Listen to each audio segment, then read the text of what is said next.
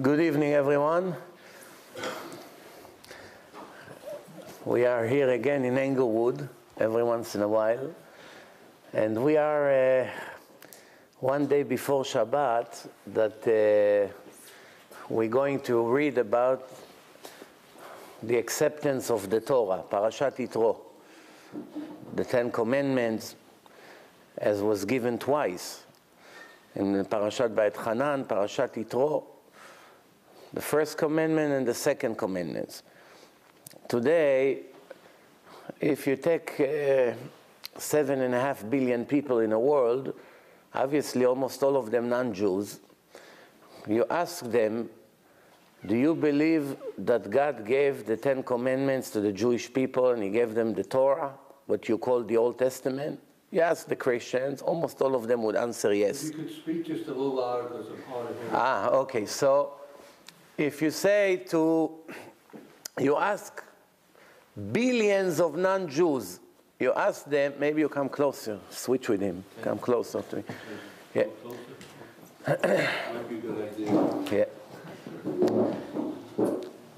If you ask billions of people, you ask the Muslims, all religious Muslims would answer, of course. You ask Christians, all religious Christians will answer, of course. When it comes to the Jewish people, only 13.2 million people in the world are Jews. Of course, there are much more people, many more people are Jews, but they don't know about it.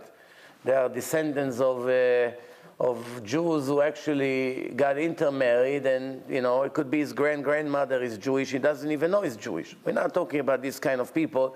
They have no idea what they are. It's hard to come with complaints to them. We are talking now people that know that they're Jewish. They know their mother is Jewish. They know a little bit about Judaism. You ask the secular people, many of them would also answer yes.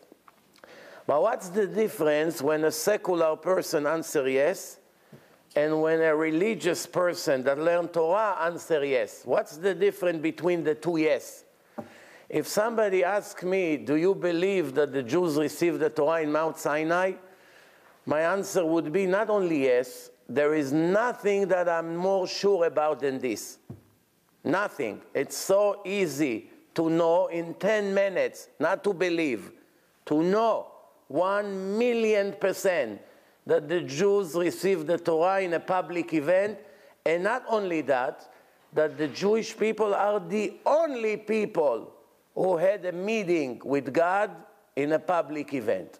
No other nation had such thing. Those two things are very critical for the purpose and for the life of the human being. It's very difficult to live when you have doubts in business, in marriage, in partnerships, and of course, with your relationship with the Creator of the world, if there is such thing. If a person lives in a doubt, he is automatically going to be very weak in the religious decisions that he's going to make in his life.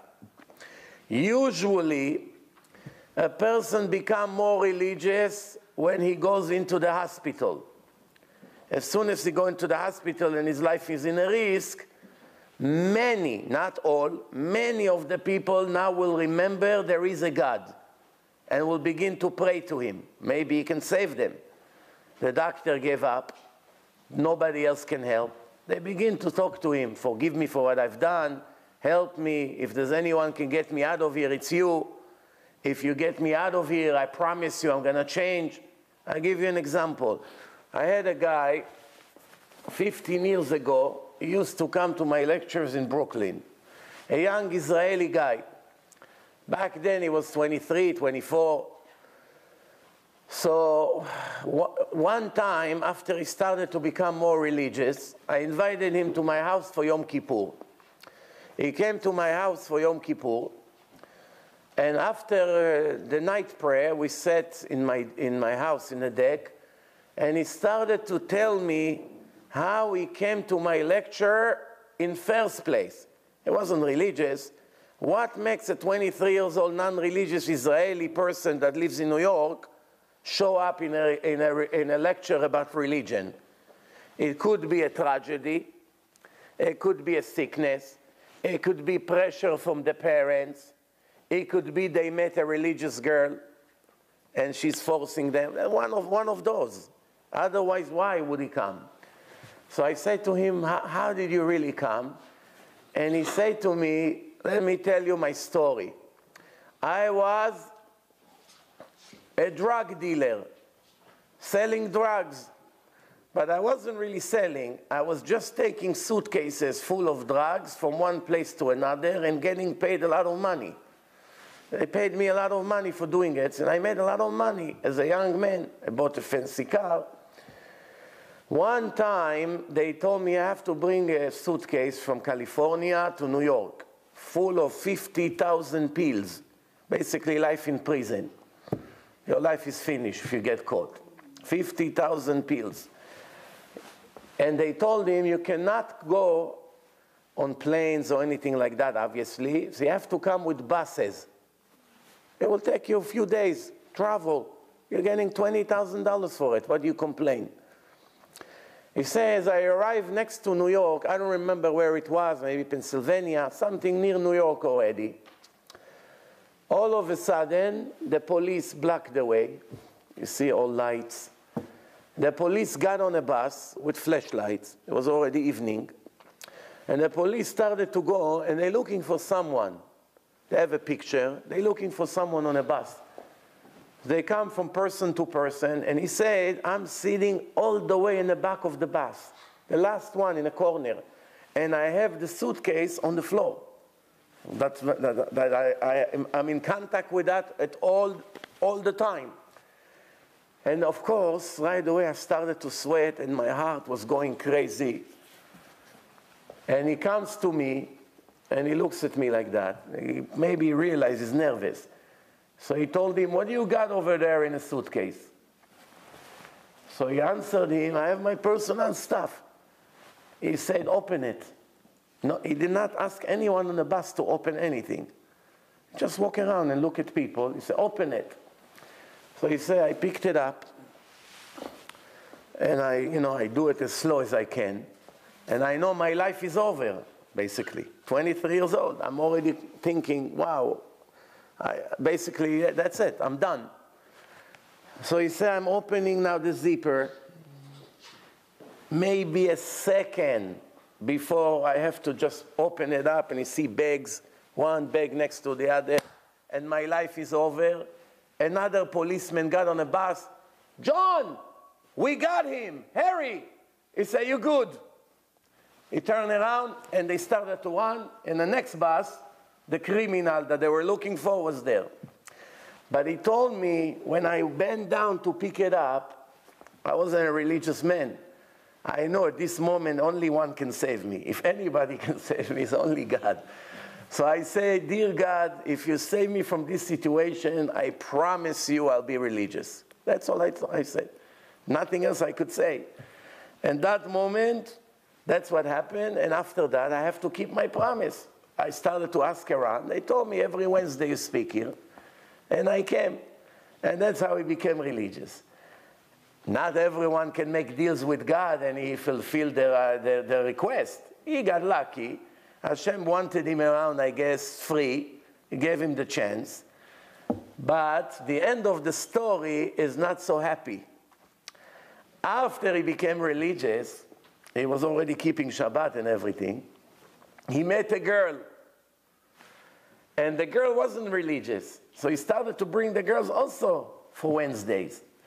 And she also became Shomer Shabbat. And people see the proof. They can't run away from it. She also became Shomer Shabbat. They decided to get married. They moved to Israel to get married. No, he went to Israel. And when he wanted to come back here, all the gang that he was working with, the FBI caught everyone. Everyone is in prison. He was lucky that he went to Israel to get married. As he preparing to get married, he found out something horrible about this girl, that he couldn't marry her.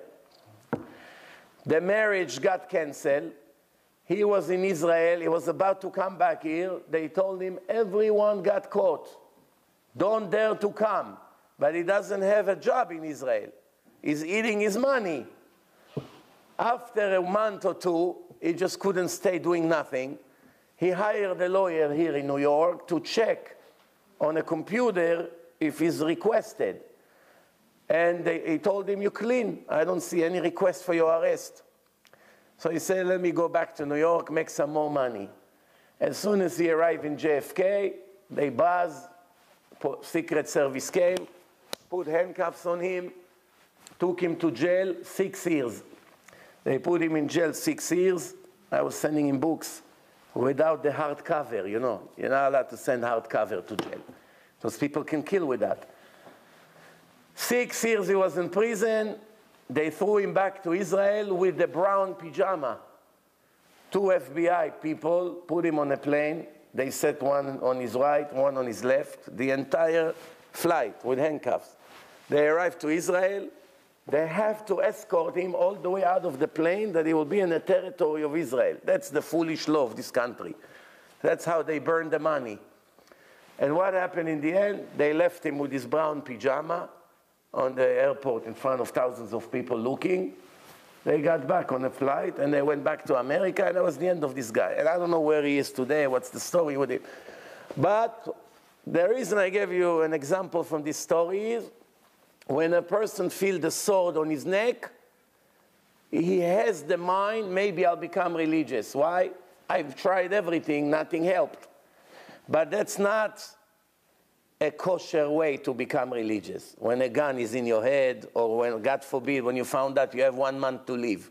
That's not a good thing. A person should become religious and live according to the rules of God when he's making a lot of money, when he's healthy, when everything in the family is great, when there is no problem whatsoever. That's the time that he has to be religious the most. Not when he don't have a choice. Why? When he doesn't have a choice, no, he's desperate. But when he's on the top of the world, he has to be grateful to God more than when his life is horrible. Why? Now everything is working for me. Why should I wait to have problems to remember there is a God? Now, let me explain to you one thing in case you didn't know. If somebody asks you what's the main difference between Judaism to all the 80,000 religions and cults that came after, what's the main difference? Everybody searched for some God. Everyone believed that someone made this world. You see an order in a world, right? If you ask a person, you tell a person, I'm willing to swear that this plastic cup was made by itself. If I make this statement right now, this plastic cup was made by itself. Would you ever take me serious after such a comment? What would you say? A plastic cup made by itself? How exactly this equal circle became by itself? I'll give you 1 billion attempts, random explosion, to make one plastic cup. If you're successful, I give you everything I own. It's not that much, but it's better than nothing. So the answer is, how am I so generous? The answer is very, very, very simple. I know nothing was made by itself. Yes, there's all kinds of random things that happens in a creation. But when you see symmetric, with a shape, with equal colors, and you see something that was made and it has the purpose, you know someone designed it. You also know that the one that designed it and made it did not make it for nothing. He made it for a reason. And now your job is to find out what's the reason. Why it's your job? Very simple. Because if you know someone made you, it doesn't bother you to know why. Then you begin to think, maybe he wanted me to enjoy the world. The answer would be, you could be a chimpanzee. You don't have to be a person. Maybe he wanted me to make money, If that's the purpose of life, how come more than 90% of the people in the world are poor? They hardly have what to eat. That's not the purpose. If the purpose to have children, I could have been a dog. If the purpose to be healthy, I can be a monkey. They're more healthy than us. No gray hair, no, they don't lose their hair, no stress, no psychologist, no psychiatrist, no anxiety attack, no ulcer, no cancer, no nothing. Life is wonderful in the jungle. 5 different wives, jump from one coconut to the other, beautiful. No police, no tickets, no arrest, no IRS, I can give you a list until tomorrow. So much better to be a monkey than to be a human being. So the answer is, if you look at everything you ever thought about, you will find out that if that was the purpose, it would be better to be an animal. Now when we are people, and we are different than the animal by one thing only, what? Spirituality. The animals don't have a spiritual aspect in them. We, the people, have a divine soul, the intelligence, the understanding, the ability to tell the difference between good and bad. What's good, what's righteous, what's wicked. That's the only difference between us and the people and the animal. And that's the main thing, and that's why God made us the way He made us, because we have a choice. Now, what's the main difference between Judaism to all the religions? The main religions believe in God. They believe He created the world. They believe He created us. They believe we choose to do right or wrong. Otherwise, there would not be jails everywhere you go. If people would not believe that we choose, why there are jails everywhere? Jails and police and court, that means everybody agree that a person chooses to do good or bad. If we were animals, if a dog beats somebody, right, we're only trying to protect ourselves from him because he's danger. But no one holds him guilty. Why? You know, it's an animal. What do you want from him? If the lion attacked the zebra, anyone ever say, what a cruel lion? No one. No one wants to put him on a trial, because that's nature. He lives by instinct. He's hungry, he wants to eat. But if a person kills even a cat, everybody looks at him, what kind of a person is this? It's a cruel person. What do we see? That with people and animals, the difference is that people choose. That's why they are held guilty if they do something wrong. By the animals, there's no such thing guilty. Now let me explain to you what's the main difference between us and all the religions and the cult. None of the religion had an event that they spoke with the creator of the world directly. The only nation that received a book from the creator in a public event and heard his voice is the Jewish people. The Christians admit it, the Muslims admit it, and many other Gentiles in the world knows the Jews received the Torah from God. What was in the Torah, what kind of Torah, what was originally given and what was added later on, what about the oral Torah, there are arguments. But no one almost denied the fact that the Jews are the chosen people that spoke to God and received the Torah in a public event. Why the Muslims agree that the people that they hate the most in history, the Jews, why the Muslims agree to admit that the religion of the Jews is real and it's divine? When you have an enemy in court, do you want to give him credit in front of the judge that he will win against you? You want to fight against him. You don't want to give him credit. You give him compliments. The judge say even his enemy admit that he's a good person and he's right. So how can I go against him? If his enemy admit, that means he's right. So the Arabs, the last thing they wanted to admit is that the Jews received the Torah from God. So how come they wrote in the Quran that God gave the Torah to the Jews in a public event? Why? It's against what they want. They want to destroy the Jews. They don't want to leave any memory from the Jews, like they do now in Temple Mount. They try to break all the archaeology underneath, not to leave any evidence that the Jews had the temple over there. So why they admit it? Why the Christians that have so much anti-Semitism against the Jews, why they wrote in their book that the Jews received the Torah in Mount Sinai in a public event? It's also against themselves.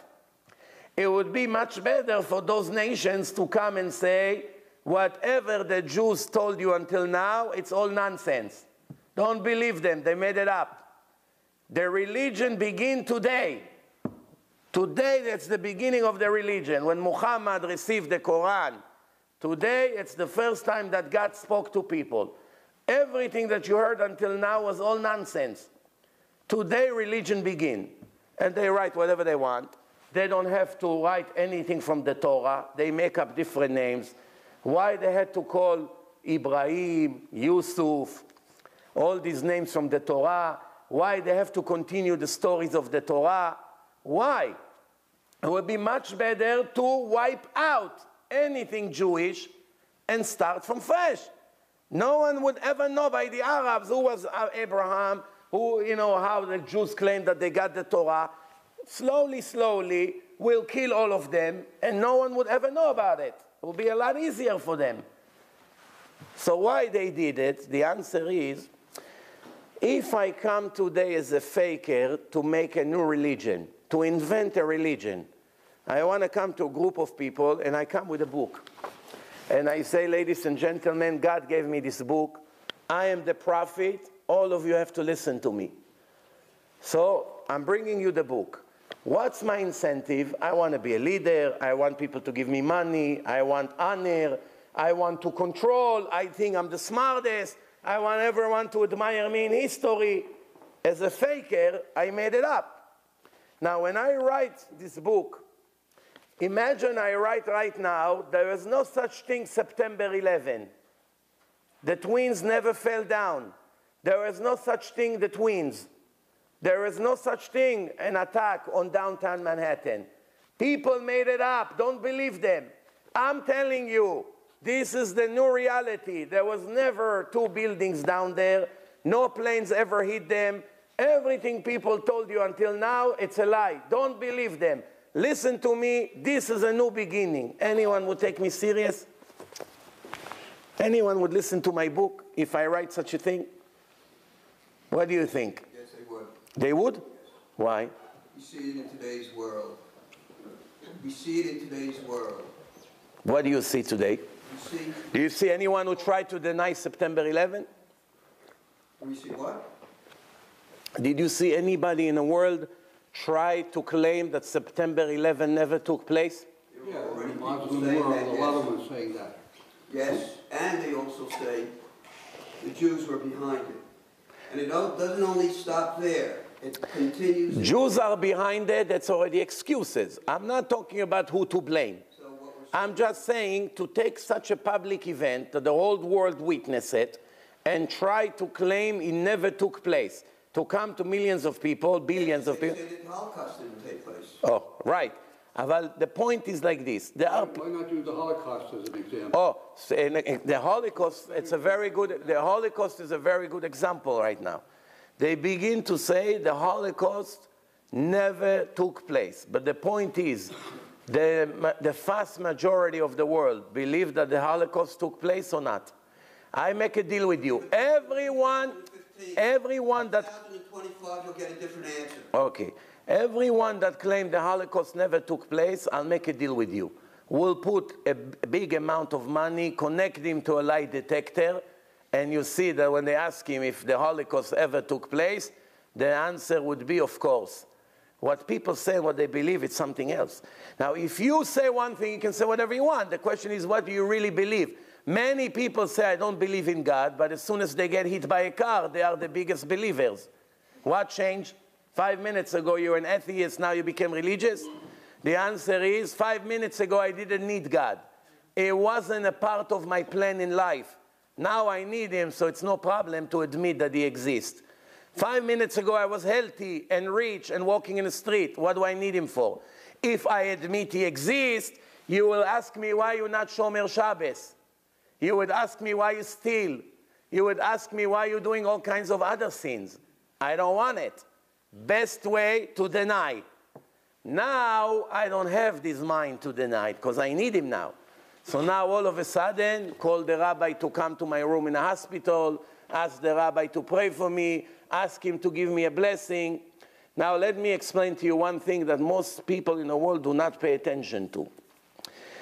Can you come to a group of millions of people and convince them that something happened to them if it never happened to them? Can I come to 4 million people and tell them a story? All of you were in Saudi, and I came to Saudi, and I took you out of there by force. I knocked down all the Saudis. I broke their cities. I split the ocean for you. You went through, the Saudi army came, I made them drown, I gave you bread falling from heaven, you heard my voice coming from heaven. Can I come to a group of people and tell them all these fairy tales? Would I make myself look like such a fool? Do you know anyone can come? If you come and talk about something that happened 500 years ago, you can say whatever you want. No problem, nobody knows anyway what happened. That's how Christianity started. People started to tell stories about someone that lived 100 or 200 or 300 years ago. Between 70 to 300 years ago. Nobody knows exactly. But at least 70 years ago. No one ever saw JC. Nobody saw his image. Nobody knows if he really existed. It's stories. People started to write books in Christianity. No one really knows what really took place. It's a matter of faith, belief. You want to believe, believe. You don't want to believe, there's no way to prove. As time goes by, you know, over a period of time, the simplest stories tend to change. Right. Okay? When stories build on faith, you're right, there are many different faiths. And usually when a nation has its history, and the nation is, as long as the nation remains strong, its history could be correct. But when another nation becomes more powerful than another nation with that history, that nation could change the history of the first nation. Exactly. Like it never happened. Right. And it could be completely different stories. Right. And therefore we'd never know the truth if we worked our way back. Right. So basically you're right. If there are 10 different history books, so everything, and each one tell a different story, over a period of time, everything changes. There's very few remarks, stories, or even history itself is always written by the victor or what have you. But there's very few pieces of history in this world, even going back to the Bible, going way back, that is totally, totally accurate. You cannot say it's totally accurate, because you'll find inconsistencies or contradictions, because history is written by men. And man himself, by his nature, makes mistakes. Right. And he's also influenced by his own thinking. Now, can you tell me what's the difference between a history book or a divine book? A history book? History or divine book? Book from a divine origin, a book of religion. Can you tell me what's the difference? Obviously, they have a different purpose. Yeah. History could be a part of a divine book. But the purpose of a divine book was not to tell the history. By the way, it also teaches history. Well, we have to use the definition. What is a divine book? Oh, here we go. Back and discuss that. Right. No, you tell me. You tell me based on. You don't say that's a divine book. Okay, based on your opinion, how do you define a divine book? A divine book? Yes. I would have to at the beginning, if I came across a divine book, I would have to have a lot of proof that it is divine, that it did come through miraculous conception, this book. Very good. You're on the right track. Now go to the next step. Assuming the book... You decide it comes from miraculous conception. Oh, so what would you call a solid proof that the book is divine? Proof? Yeah. What would convince you that the book is divine? How, if I tell you stories on a book, when you say the word proof, scientific proof you're talking about? Well, What it kind? would have to be a combination of everything. Man is logically made, and man, God gave us, and I believe in a God, don't get me wrong. Yeah. I'm probably above an atheist. I'm not an atheist. Right. Thank God I was born a Jew. Yeah. I say that, but I'm not a religious Jew. Okay. But thank God I was born a Jew, because if I was going to be born any religion, that's the religion I want to be born to. But why? Because it's the richest and purest religion there is, of religions. Okay? So you're gonna, I don't want you to put a word in my mouth. But what does it mean richest? Richest in what way? Richest in its history. It's the most creative. It's the original thinking. We brought. Why? I can contradict our you. religion brought the invisible God to earth. Until then, we prayed to idols. We prayed to dogs. We prayed to cows. It's the first religion that had an illogical conception of modern man, that there's more than what we can see. Okay, but I tell you what my problem with what you just said. You just said something based on your belief. But I said that the Jews cannot prove that this God exists. They cannot prove that the God exists, and they cannot prove that he had religion. If there is a God, doesn't mean there is religion. If I could prove either way that God does exist or does not exist, I would know what I want. Therefore, I'm in the middle. No. But I think you misunderstood me. Try to pay attention to what I say carefully. I said, first, let's go like this. How do you know for sure the world has a creator? How do you know for sure the world has a creator? I don't know for sure. Because... No, not believe. How you know for sure? How do you know for sure? Yes. It could be because of the theory of the Big Bang that took place. That's a theory. That's not a proof. How do you know for sure that there is a creator? There is a creator? How do you know for sure? When you say is a creator, you're talking about a living creator, or it could be a creator just that came about? Oh, it could be any kind of creator. Okay. We are now talking in a moment of the creation of the world. How do you know the world has a creator? Do you think that such a world can become such a fantastic, amazing, perfect creation by itself? So you want to say it's a miraculous design? Yes. Okay, you could say miraculous design, but then again, you're making an assumption that an individual power that always existed. Now, before God existed, or God always existed, let me be corrected, he made earth. Before he made earth, was there anything? No, but you see, you're going off the subject now. Before he, I'm getting back to the subject. Before he made earth, what was there? Space. Space. Space. Endless space. Endless space. And when he made earth, right? Right. He made earth and he made the sun. Yeah. All the galaxies, all the stars. Why did he make a trillion other planets throughout the universe? Okay, so now, so the answer to that is the Torah already answered it. It says in the Torah, "S'u marom enechem ur'u mi bara ele." Pick up your head to the sky, look at all the stars, and be amazed for the army of heaven that I created, and all of that I created for you. Okay, that's an assumption right away. Not an assumption. Oh, you're taking a book, you're making a wait, okay. That's why I say let's go one. Who wrote that? That's what I say. Let's go one step at a time. One step at a time. First, by the creation of the world, we understand there is a creator, right? It wasn't done by a random explosion. Your brain can be done by a random explosion. What happened to evolution? No, wait. Evolution, it's another step. It developed later. I'm talking the beginning. The first cell that was made, the first cell had a brilliant design in it. The cell, the raw material, the water, whatever you want to call it, raw material, it's still an amazing design. Maybe the order was not there yet.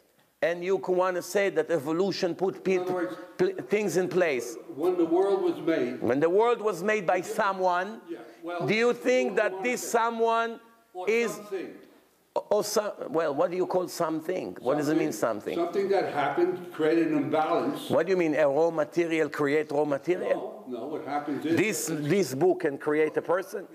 No. Yeah. Then we both talking about a creator. Everything is composed of atoms. That is a balance. Right. Positive, negative atoms. The atom can made by itself. The atom, the first atom, was made by itself. Well, we'll get to that. So what happens is, if there's an atom, there's a positive, negatives, and they're all matched, then there's serenity. Nothing is going to happen. Mutations happen. Mutations happen. Once they come matched, you develop a big explosion takes place. But you already jumped 20 steps ahead. Mutation and evolution, that comes way later. I'm talking to you. I am talking to you on the first millionth of a second when the raw material was made for the first time by someone. Do you think that something like this, that there was nothing in existence, and now there is a world in existence and many billions of galaxies that all are in movement? And initially, there wasn't many millions of galaxies. How do you know? Galaxies are created because science said so. You know what time? What science says that galaxies were born later on? The universe is expanding. That's something else. Universe expanding doesn't mean galaxies doesn't exist. Now, what makes it? Why is it expanding? And how do we know it's expanding? Yeah. We expand because we know the speed of light. Right. 6 million miles per second. 300,000 kilometers per second. Yeah. And we see the universe expanding. It's still expanding till it's day. But I'm talking to you about A, you're answering me about B. I'm not denying that universe is expanding. Okay. You said something that is incorrect. You said that galaxies were born later on. I never heard one scientist in history that claimed such thing. I never heard anyone claim such thing. Okay. Expanding means becoming wider and wider. It's getting wider and wider. Right. How long has this been going on?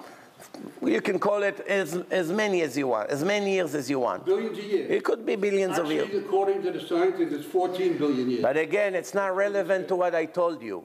Well, pay attention. I ask you one simple question. You don't have to be a Stephen Hawking. No, okay. I'm asking you one simple question. We talk common sense, two people on the street. Yeah. Forget about these bombastic ideas. Okay, let's land on the ground and let's talk common sense.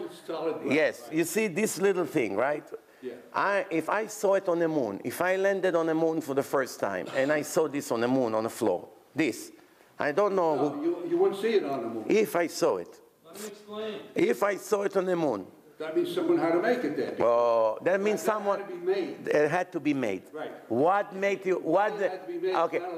So the fact that I found it on the moon, is that a proof that someone made it, or he came there? It was made by itself. You're using an impossible hypothesis to try to make a point.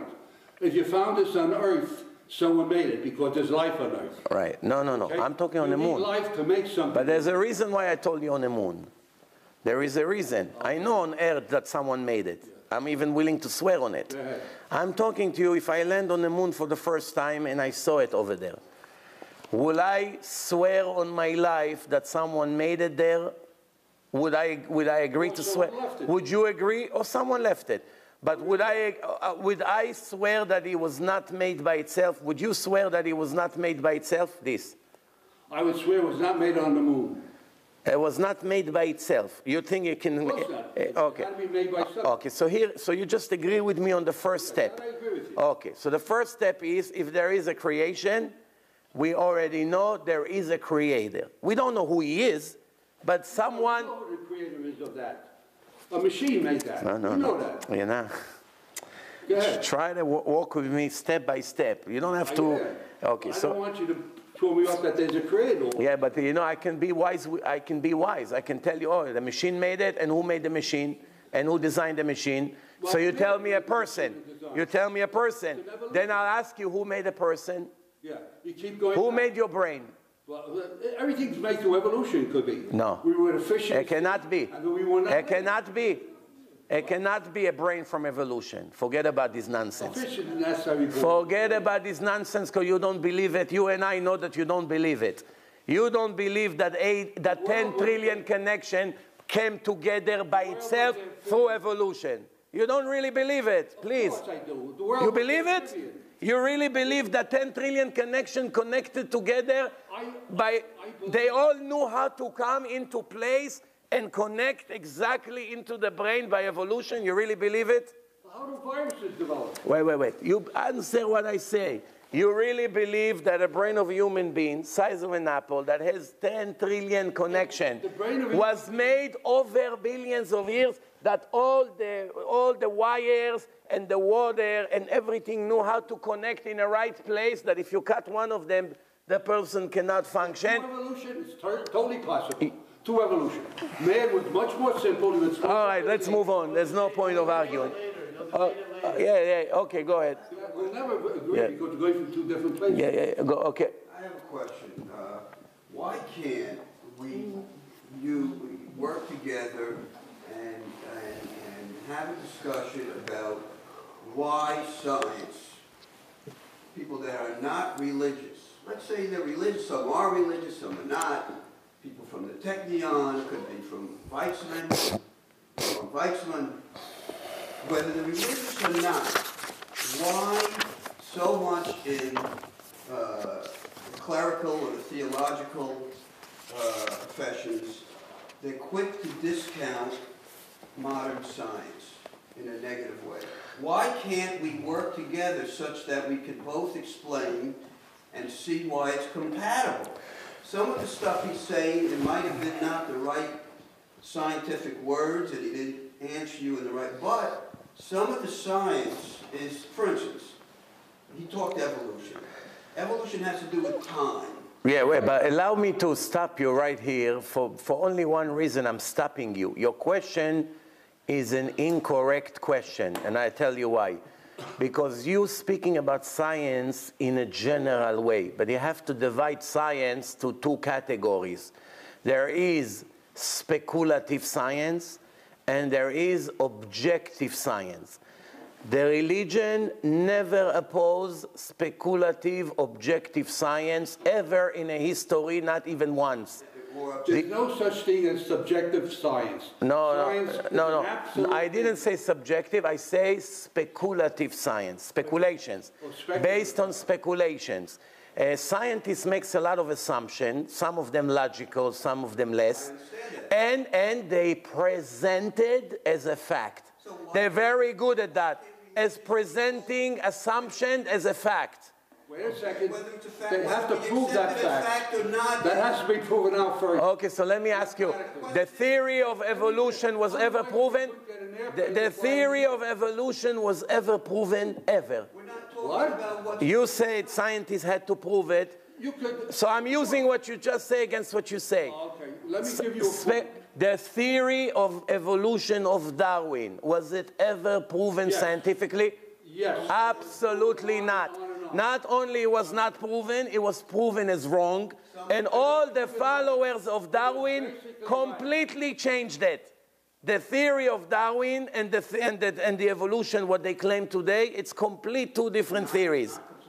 Completely different. Explain this. It's considered. That's all I'm asking religious people to do. Consider it. Now, Let me make a point with now, evolution, it's not something that contradicts the Torah. okay. It does not contradict the Torah. But there are but the beginning, when people come and claim evolution, we ask them only one question: evolution, fine, but who started the process? Oh, there's no argument. Well, we're going back to the Big Bang again. You keep jumping up and back. So Big Bang, he's calling a Big Bang a beginning. Do you believe that a Big Bang random without a creator can create such a world? I say this. You believe such thing? It can happen.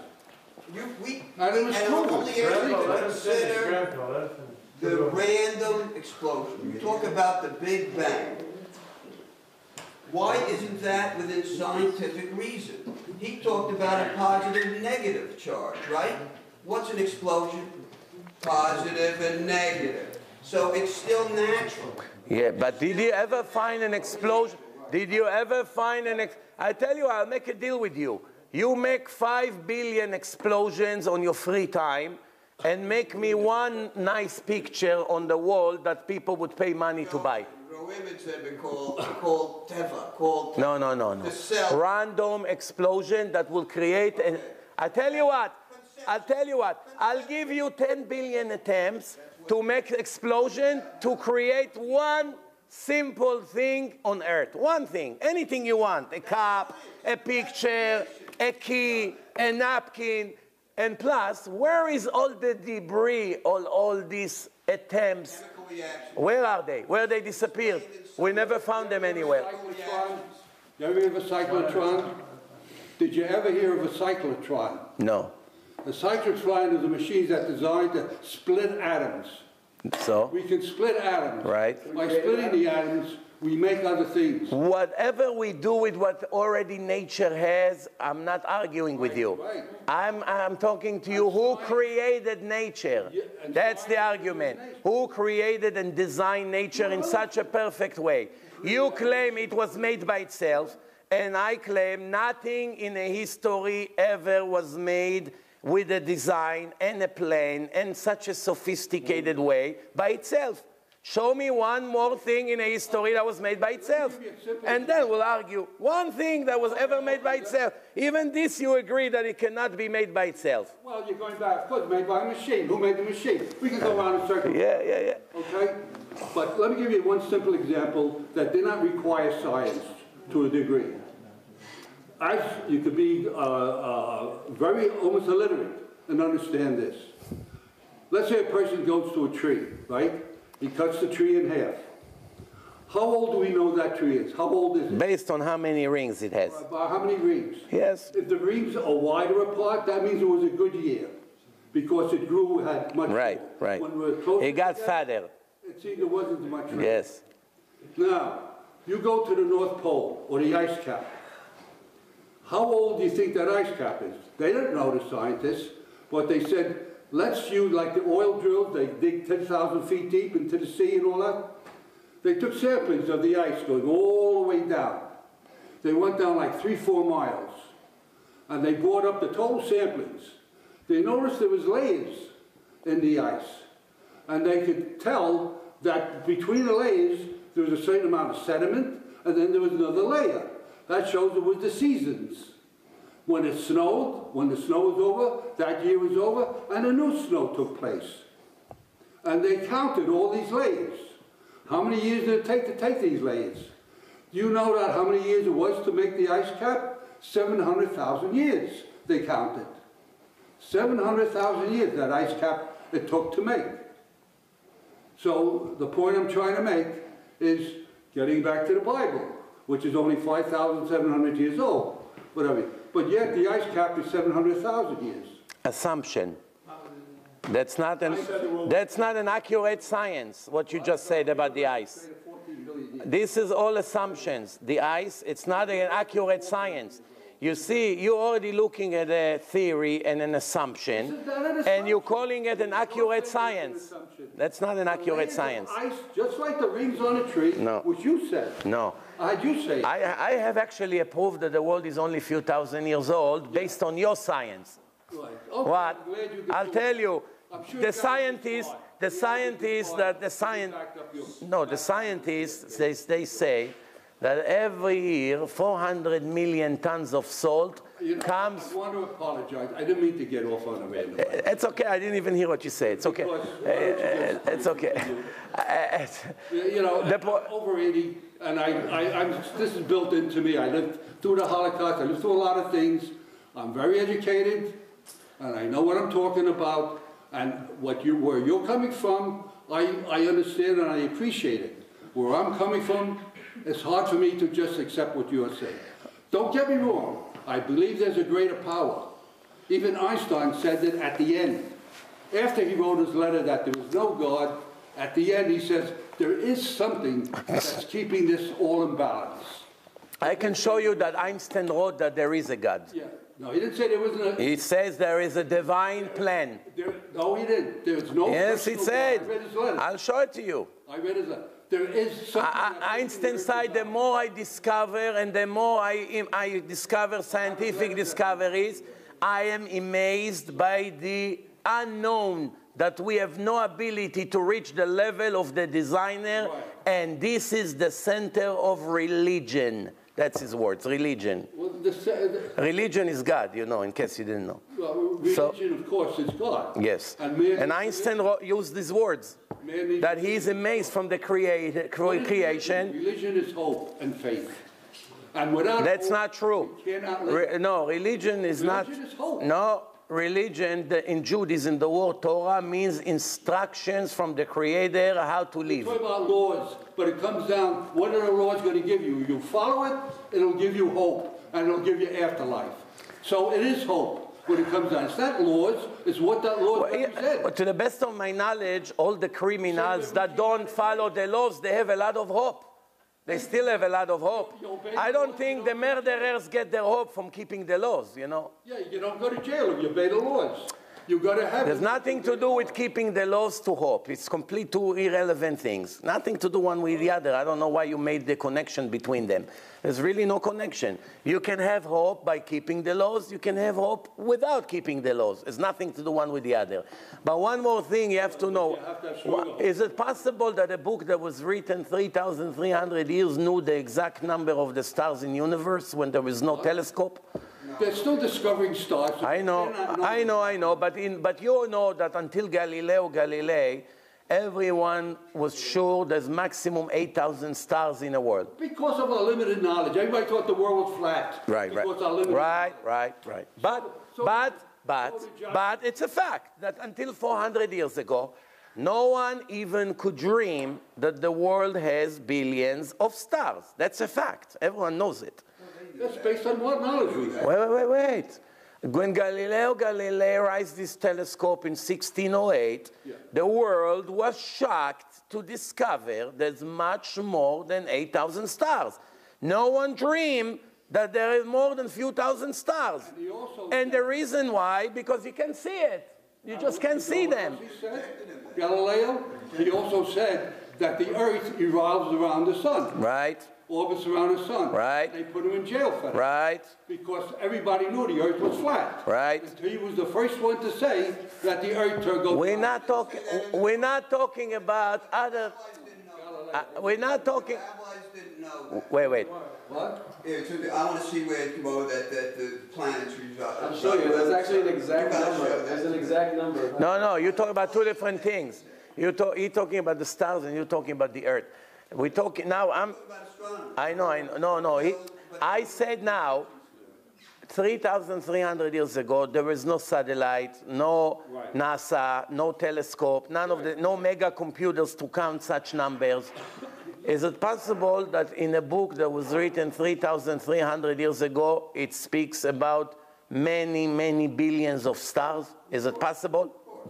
What? You think it's possible? Number of stars? Yeah. I don't see how anyone would have known how many stars are in the earth. The educated ones, the astronomers, the so-called astronomers. No, but education, it's something that exists, and you have access to it to learn about it. Yeah. The number of the stars in the mind of the people, nobody even dreamed that there's such thing, more than 8,000 stars, because there was no way to suspect such a thing. I don't know how they even came up with 8,000 stars. Someone just had They were standing on a mountain and counting manually. Sitting and counting? Manually. That's the only way. You know, once there's no telescope and there's no spaceship, there's no way to know. They counted because the stars are totally around the world. So they're only counting them at night. They're not counting the ones behind them. That's why it ranged between 6,000 to 8,000 stars. Yeah, one little part of the A6. Right. It's all around, so they couldn't possibly count. Everyone agreed that there's no way to tell an exact number, but also everyone knew that we're talking in 2000s. Yeah. Nobody would claim 400 years ago, before Galileo, that there are billions of stars. Of course, we didn't have the technology to know that. Now, what if I show you in the Talmud, which was written 2,000 years ago, that it's bringing an exact quote that God said how many stars He created in the universe, and is 19 digits number. 19 digits. Yes. If I'll show it to you in the Talmud, what would you say about that? It would be a nice thing to see. You have Gemara here? Why? Bring me Masechet Brachot, please. why they would come up. You have, bring one with English that he can read. But even that, my question is, Yeah. who said it and how did he arrive at his conclusion? You're going to read it in your own eyes in a minute when he brings it. It'll be interesting to see. Oh, don't get me wrong. But for every one fact you come up with, I come up with 19 inconsistencies. The one fact that I show you in the book, that it's a divine fact. Yeah, one fact does not make everything right. Right, but if I show you 1,000 facts, That's wonderful. And I can show you several hundred inconsistencies. you cannot show me one accurate fact against the Torah. Yeah, okay. Not one. Remember what I said. You're going to bring me all the things you learn in your life, and you're going to see one by one, and I'm willing to do it in front of 3 judges with you, that everything you will claim, it's all theories and assumptions. That's what the Torah is. That's what you No. Oh, that's your mistake. That's your mistake. How do you That's your mistake. That's another assumption, what you just said. Here, let me show you. You don't have one in English? You don't have art scroll? No art scroll? I like one in English because I'll show it to you later. most scientific books I've read have been easy for me to understand. It's in English. Here. I'm going to translate. You're speaking Hebrew in English or no? A little. Okay, here. I'm showing you right now. This is what it says. It says, shh, this is what God said to the nation of Israel. My daughter, 12 legion I created in heaven. In each one I created 30, excuse me, I skipped a line. I created 30 armies, and in each army I created 30 legion, and in each legion I created 30 raton, and in each raton I created 30 karaton, and in each karaton I created 30 gistera, and in each gistera I hung 365,000 multiplied by 10,000 stars. And all of that I created for you, the nation of Israel. And you have the nerve to say that I forgot you and neglected you? Now let's do the math together. 12 times 30, times 30, times 30, times 30, times 30, times 10,000. It gives us 19 digits number, and this is written, I created. What is a 19-digit number? What does that take? Quadrillion. I only got 12. 1.3 times each of 12. Again, no, 12 times 30, 5 times 30. 12 times 30 times 30 times... I don't think a calculator can even get to that number. Well, not that Saying you're small. multiplying. 9, 10, yes. Who are you saying you're multiplying? Who's making a multiplication out of that? Did you hear what I just said? I created 12. I created I'd like 12. to read it in English. I created 12 sections, and in each one I created 30 army, and in each army I created 30 legion, and in each legion I created. So it's one inside the other. Here, there is a big glass. There is a big glass. In the big glass there are 12 balls. In each one of the 12 balls, there are 30 little balls. In each one, you understand? Someone did the arithmetic and multiplied it and square routed it. But my question is, who's saying that? And about what? It's in the Gemara. Who is saying it? And about what? Oh, the answer is the nation of Israel say to God, dear God. What is the number? 3.19302 e to the 19th. Yes, to the power of 19, yeah. Yes. 19 power. Yeah. Yeah, that's a very Okay, good number. so that's, But that's just a number. that's Someone saying- who's saying that? I'm gonna ask, I'm gonna ask you briefly, I'm gonna answer you briefly. It came from the Talmud, which is the oral Torah that we receive in Mount Sinai. And it was written in the Talmud. And this information we receive from God. We are not scientists. We are not claiming that we investigated the universe. Why do we have Well, a you're telling that's as a fact. That number is a fact. Who wrote that? And I don't know if that's a fact. If that's the right number. So now, You're telling me that's the right number. Okay, so here, And I don't know if that's the right number. I brought you a DVD that will change your life after 80 years that you lived in a complete opposite direction of the way you should have gone. Now, Bezrat Hashem, you live at least 40 more years, and you will have enough time. I'm not going to live 40 more years. I don't want to live 40 more years. Whatever you want. Whatever you want, you get. I don't want to live Even on that, you don't agree with me? Too long a life in that curse, believe me. Okay, 10 more is good? Yeah, 10 more, I'll be happy. I lived a full life. 10 more is happy. So 10 more years. 10 more years. More years, more mitzvot. Yeah, I brought you here a DVD that already came to scientists in NASA, in Machon Weizmann, all kinds of big shots that watched it. Not one of them is able to contradict one of the proofs that I show here. I want you to watch it. I'm going to give you a little preview of that. What is the preview? The Jewish people, the Jewish calendar goes based on the moon. On the moon. When the moon renews, it's a new month. Right. Every 30 days, approximately, it's a new Jewish month. In the old days, there was no Jewish calendar. So how did we know that today it's the beginning of a new month if there's no calendar?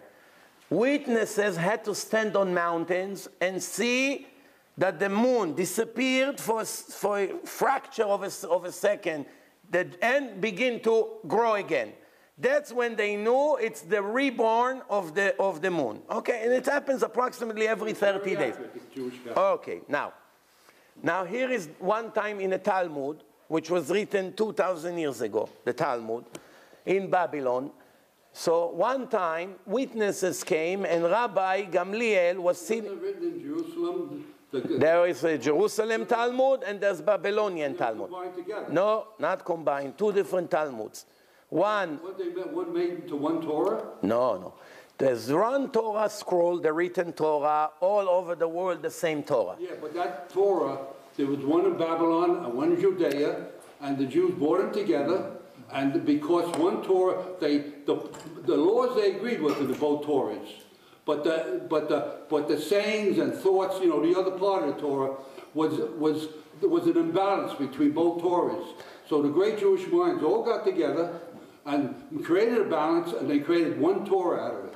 No. This was 600 years. You're mixing two different things. Great things. Yeah. And they made one Torah. Okay, but remember, whatever is written in a Talmud, not everything, but many of the things that are written in a Talmud is pieces of divine information that we, the Jewish people, received together with the written Torah in Mount Sinai 3,300 years ago. Now, in case you didn't know, the written Torah, it's worthless without the oral Torah. The written Torah, there are 613 laws to keep. Right, of course. None of them is explained in a written Torah how to keep it. There's no way to know. Like tefillin, when we put tefillin and we put it, how would we know how to make it? It's not, the instructions are not in a written Torah. We circumcise the baby. How do we know how to circumcise the babies? There's many, many details. Everything was given to Moses verbally. It was forbidden to write it down because God didn't want the Gentiles to have the secrets of his Torah. So he gave the written Torah, and each subject of the written Torah was written on a separate scroll and was forbidden to be published. No one was allowed to publish it, that it will not fall to the hand of the nations. Now, since there is no way to keep one of the laws without the oral Torah, obviously common sense requires that the laws, God will not give us a list of 613 laws without explaining to us how to keep the laws. Otherwise, what's the point? You're giving me 613 names of law and you never tell me how to do it, but you do tell me that if I don't keep it, I'm going to get punished. Right. So where is the logic here? So we have to have it. So we have to have it. So, okay, very good. Now, the oral Torah says like this, that witnesses came to the Jewish court and they said to the Rabbi Gamliel that was sitting inside the building, we just saw the renewal of the moon. And he said to them, it cannot be. You're wrong. It was a cloudy day. So they say to him, we came from outside, you sitting inside, you telling us we're wrong? So he told them, we have a tradition that started in Mount Sinai. It was transferred from father to son, from rabbi to student. the renewal of the moon can never be less than 29 days and a half and 2/3 of the hour and 73 parts. If you calculate what he said, it gives us 29.530590. That's the minimal cycle that the moon will always have. It will never be less than this number, never. That's the minimal cycle. In thousands of cycles of the moon, it will never go under this number. So far, everything is clear? Okay. Now, NASA investigated moon-Earth system for many, many years, invested a lot of money in it with thousands of people, and they came to a conclusion that the renewal of the moon is 29.530588. Not 590, 588. Very, very small difference between their number to what the Talmud said. Exactly. Now, the Germans in 1965 in Berlin, they did their own research, separate, independent research, and they came with 29.530589. It's even closer. And in one of my lectures, one scientist came to me, teacher for science, and he told me, you can update your number. They already corrected it to 590. But since I never found a source, I cannot commit on it based on his words, because I don't even know who he is. He presented himself as a teacher for science. But one way or the other, whether they corrected that or not, the question that I have for you as a smart person, 3,300 years ago, there's no telescope, no computer, no calculator. You need one to tell her.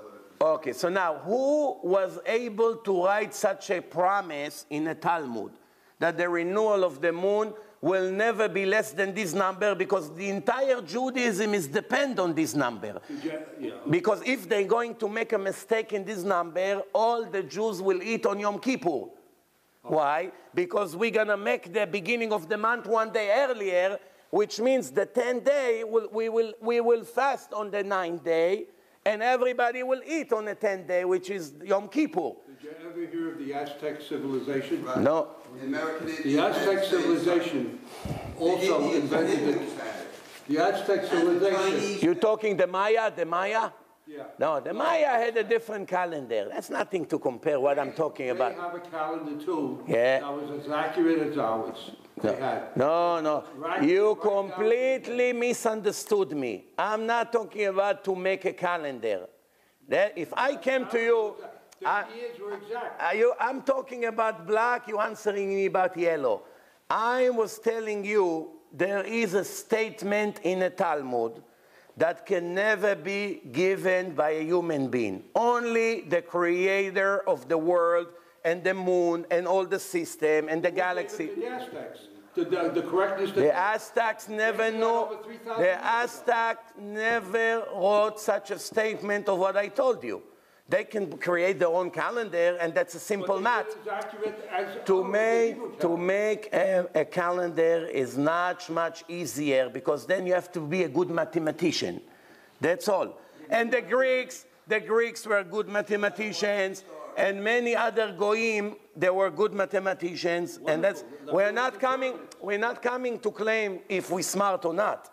We are coming to say one thing.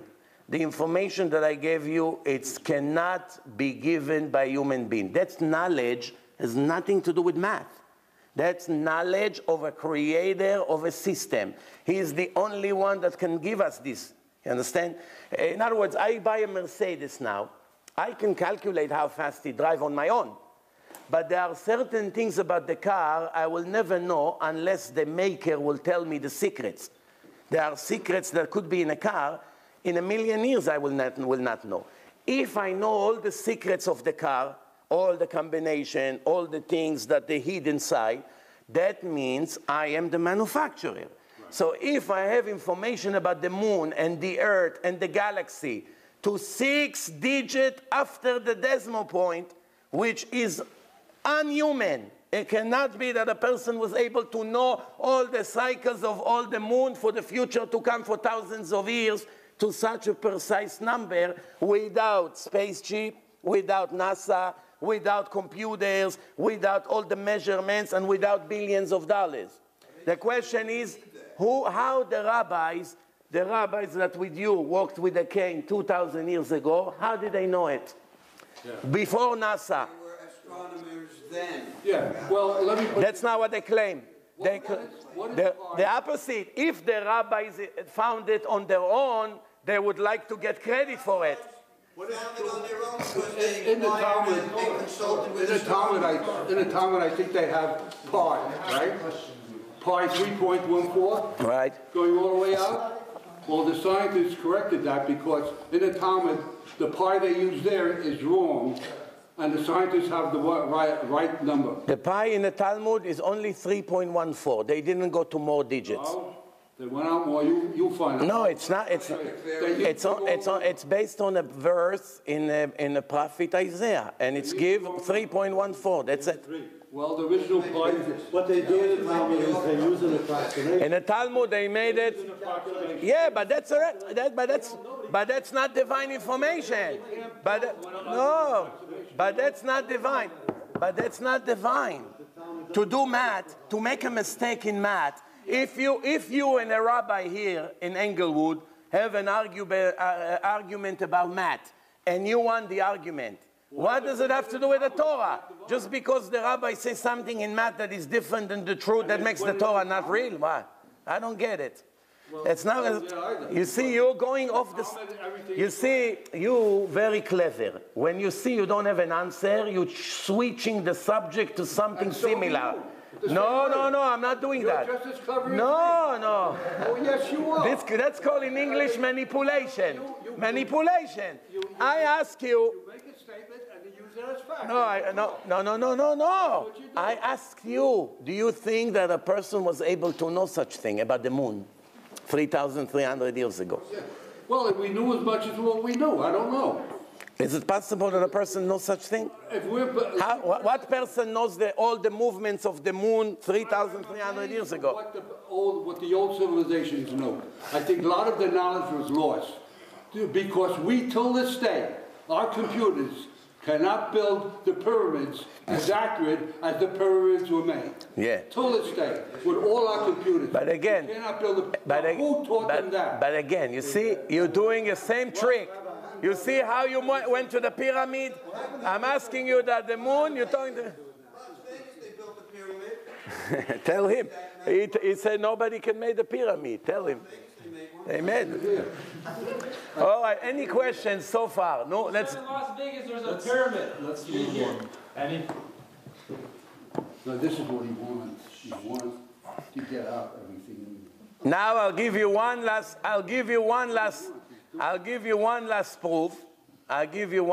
proof, and then we'll talk about something else. One more proof. Yeah, the Torah say, the rest you're going to watch here. I brought you a special DVD. I'll let you leave the conversation being right. Yeah. Okay? No. I don't want to be right. I want you to give me a solid answer. So far, I ask you 2 things, you don't have an answer. Now let's go to the third one. I asked you 6 things, you didn't have an answer. No. You just push it off on the side. No, because you're making assumptions. Did you bring me any proof to anything? The fact that the layers of the ice... That's not a fact. That's not a fact. That's not a fact. No, all this. No, that's not a fact. It's not a fact. No. If you want to put a blinder over your eye. Let me ask you a question. Carbon dating, it's a fact? If you want to put a blinder over your eye. Carbon dating is a fact? It's a fact. Carbon dating, it's a fact. It's common knowledge. Common knowledge, yes. Fact. Is it a scientific fact? All I know is... Can you rely on carbon dating? It doesn't leave any doubts? 1,000,000%? That's 1,000,000%. If you're going to count the rings on a tree... Tell me. Wait. The rings on a tree are right. The rings on the tree... I have news for you. The oldest tree that they found in history is less than 6,000 rings. It's in the Natural Museum in Manhattan. Go see. The cedar. Go see. How come there's no trees with billions of rings? Where are they? Show me one. What does that have to do with the age of a tree? The age of the world. Show me one. Based on you, based on what you say, we should have trees from here to Israel with billions of rings. Based on what you say, if every year the ring gets another ring, we should have a tree all the way from here to Israel. No, trees, it's a life form. Wait. What am I not getting here? If the tree has every year another circle, now no one ever found a tree in the world with more than 6,000 rings. Based on what you say, it should have been a tree all the way from here to Lakewood. The oldest tree in the world is the California redwood trees. And they run between 2,000 and 3,000 years old. Okay, so how come they don't have the biggest trees in the world? They have 3,000 rings? Yeah. 3,000 rings? Those are the oldest trees in the world. The oldest. And they have those rings. There is a tree in Manhattan that has almost 6,000 rings. 4,200. Does not negate what I'm saying with the ice cap. It proves it out. The question is, how come there's not even one tree in the world with more than 6,000 rings? What does that mean? All of them disappeared? No trees then. All of them disappeared? The atmosphere was different then, 2,000, 3,000. No, there was no trees 2,000 years ago, 3,000 years ago.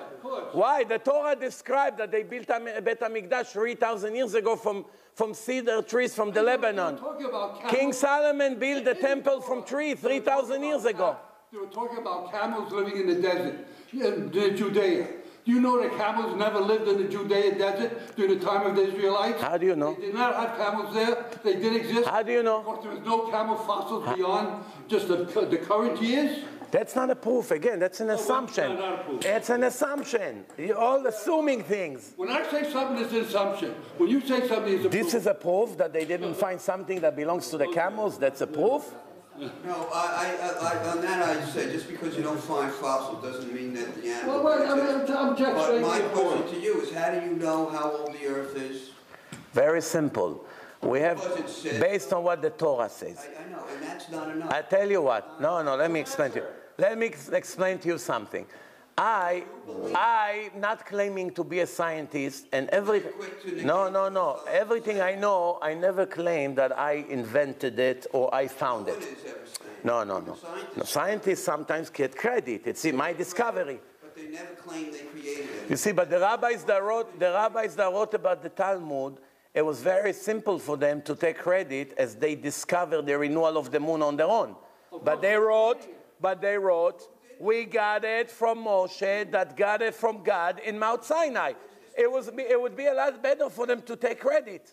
No, it would be a lot better for them to say, I spoke to God. That makes them more powerful. But they're not liars. God gave me But they're not liars. Therefore, I am special. But they're not Muhammad. Muhammad said, I spoke to the angel. They know. But the rabbis are not Muhammad. Just like the rabbis of today in Israel decide, well, we know who the Jew is, and the Jew, we speak to God directly. We talk to him. I didn't meet one rabbi that claimed that he speaks to God. Yeah, literally, right. But when they say, oh, the 6 million Jews were killed in the Holocaust, the rabbis say, well, then there must have been a reason why they were killed. What do you think? It was coincidence?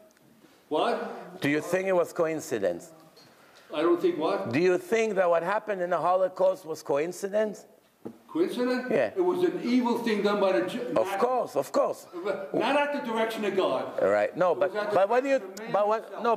But do you think that something God like this? Want year-old children, 18 months old, and 6 months destroyed. Not at the direction of God. All right. Let me give you the third proof. Okay, enough. Shh. Let me give you the third proof. Jews, they're supposed to eat kosher fish. What makes the fish kosher? It has to have fins and scales. If it has fins and scales, it's kosher. If not, it's not kosher.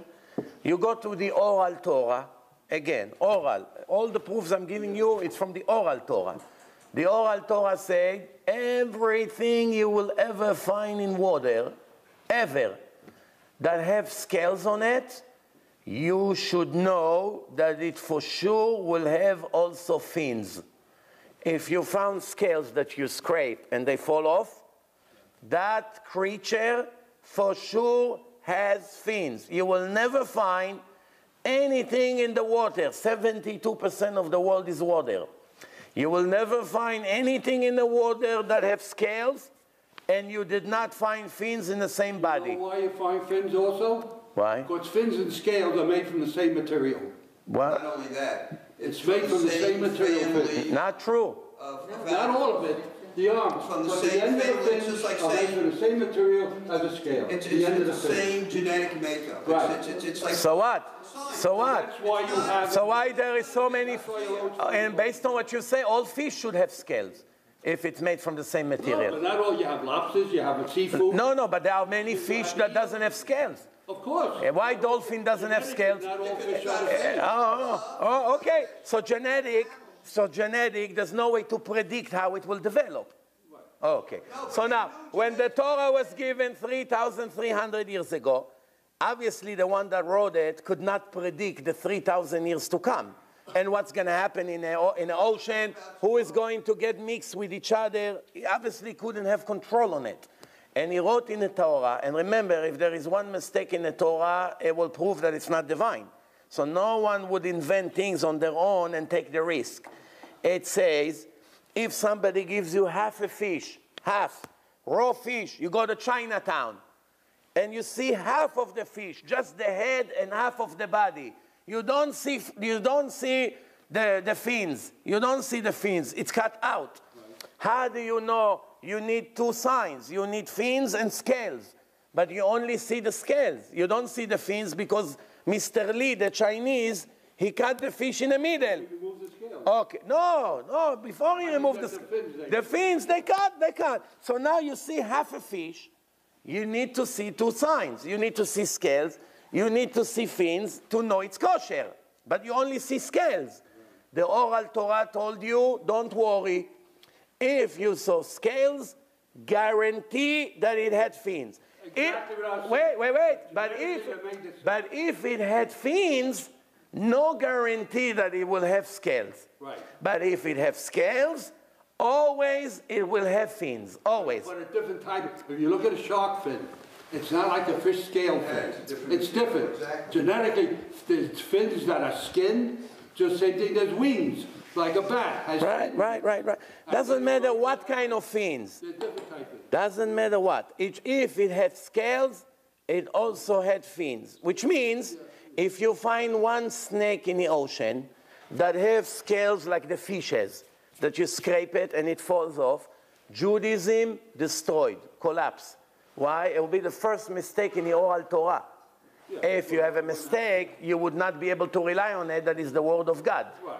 Okay, so now you tell me, please, do you know one person just that can promise such a thing? what? Do you know 3,300 years ago? Do you know one person that has a complete knowledge about 72% of the world? He can watch all the rivers and he can watch all the rivers, all the lakes simultaneously.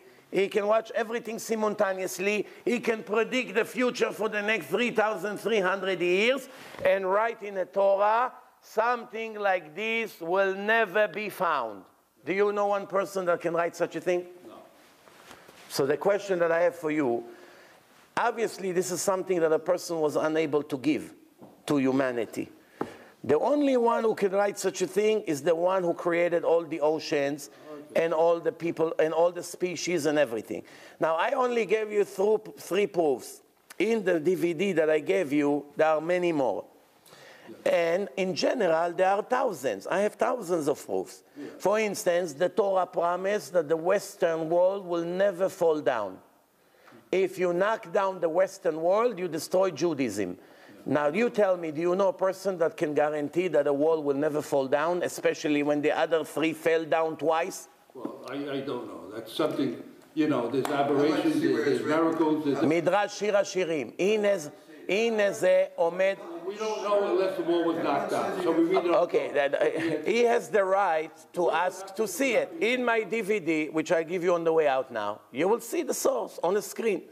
If you don't have patience, go to Midrash Rabbi, Shir HaShirim. There's a Midrash, Shir HaShirim. הנה זה עומד, in שיר השירים there's a verse, here is the wall standing, meaning in a present language. It was written 2,000 years ago. This midrash almost 2,000 years ago. Here is the wall standing, that God swore that this wall will never fall down because he's protecting that wall. Which means, Rega, when the Babylonians destroyed the first temple, there were 4 walls. They knocked down 3. Somehow they left the western wall standing. Specifically referring to the walls of the temple, or are they referring to The wall of Judaism, or the wall of Bnei Yisrael? No, the wall, the western wall that you see today. They stay in the western wall? Yes. Here is the western wall. Yes, here is Kotlenu. You know what's called Kotel? Kotel HaMa'aravi. No, Kotel HaMa'aravi. It says Kotel HaMa'aravi שנשבע לו הקדוש ברוך הוא שאינו חרב לעולם. You know Hebrew? You know Hebrew or no? Okay. Then I'll see Kotel HaMa'aravi. Kotel HaMa'aravi, guarantee. It's a Kotel HaMa'aravi. שנשבע לו, that God swore that it can never fall down because he's protecting it. Now, I want to ask you a question. Imagine me coming to people and say, I'm the messenger of God. And he gave me this book, and all of you have to listen to me. And you say to me, prove to me, how do I know? And I say to you, you see this wall? You see this wall? You see this wall? And you see that wall over there. You can knock down this wall and the other one and this one. But this wall, you can never knock it down. My understanding that the walls around the city are still No, at the same that's different walls. So that's the southern No. The walls of the city? What walls of the city? The wall. There's no walls in the city. Huh? The mosque? The mosque? You're talking about the Kotel HaMa'aravi. Kotel HaMa'aravi. I'm talking about the other remaining walls, like, for instance, the southern wall is still standing, and it's from the same time period. There's no southern wall. What southern wall? There's only one wall. What do you call it? Kippot HaSela. Harabai.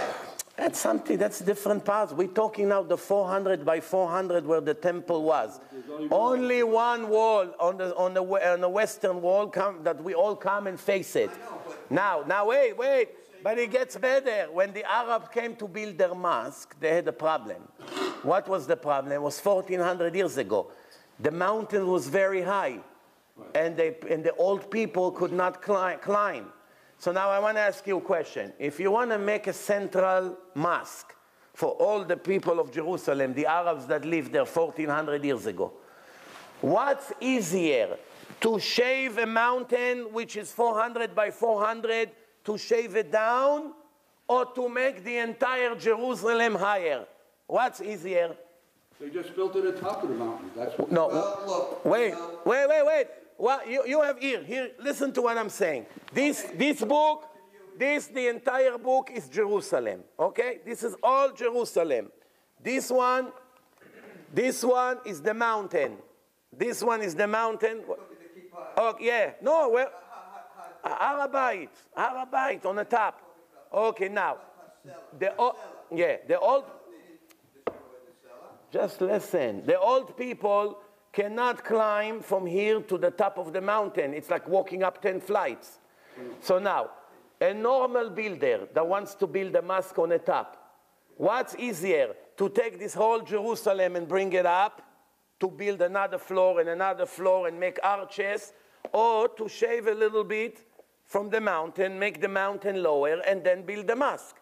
That will take a week. You take 1,000 Arabs with shovels, they take some sand down. A little history behind that is that is where Allah. You see, they already know that I'm about to give them a punch, a knockout, and they do everything they can to stop me 10 times. This is because you're not even letting me finish. So I'm asking you, what's easier? Answer the question, don't be a wise guy. What's easier, to shave the mountain down, or to make the entire city of Jerusalem higher by building arches? The answer to that, what you're trying to tell me is that I think it was easy to shave it down. Not only you. Every fool knows it. But in my opinion, No. I'm not saying I'm the highest archaeologist in the world, but in my view, that Selah is the same Selah as it was in the time of Yaakov Avinu. They didn't touch it. They remained it. Nothing was shaved down. Now, you could say they built up the... I didn't say that it was shaved down. I didn't even finish. What do you... I asked what's easier. I first asked what's easier, to shave the mountain down or to lift the entire Jerusalem up? Neither one. Which one is easier? But neither one is easy. Easy to leave it the way it was. There has to be one. But it can't. The old people would not be able to come to the mosque. What's the point of building mosque when half of the people can come? The point of building the mosque there was because that's where Allah went to heaven. And that was a sacred mountain, and they didn't want to touch the mosque. So the answer is... So what did they do? Okay, the answer is, the Arabs started to build arches. If you go under the Kotel, there is a special tour. You can see. They build arches and build another floor, and they build arches again, and they build another floor to bring up the entire area around higher. And on top of it, they build their homes that the old people, all they have to do is to walk 2 minutes, 3 minutes up, and they're there instead of 20 minutes. Okay? Now, if the Arabs would do what required by common sense, to take down the mountain a little bit lower, and then, they don't have to build arches and make 100 times harder. At least 100 times harder they worked. But if they'll bring down the mountain, automatically the western wall would disappear, because that's the side of the mountain. So you shave another line, and another line, and another line, until it comes all the way down to the floor. And we will not have the western wall.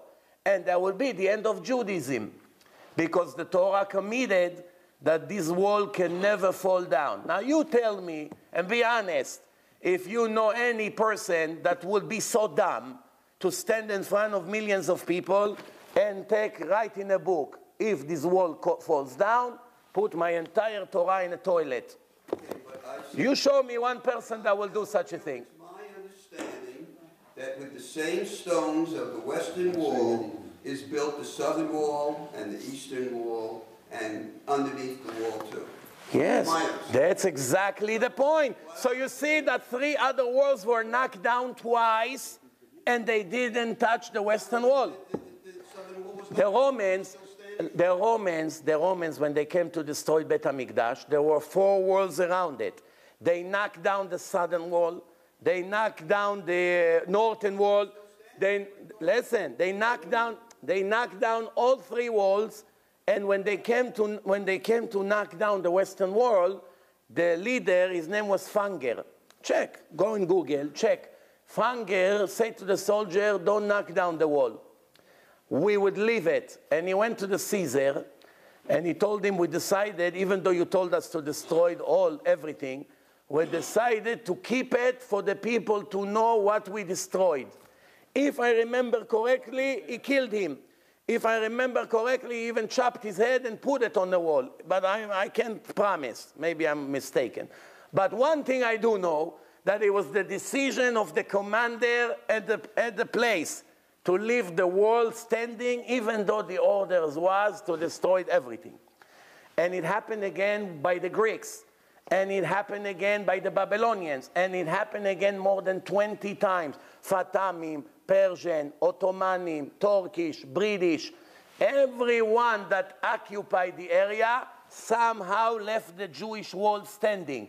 And you know what, something even better? There was an earthquake that knocked down all the buildings in Jerusalem from A to Z.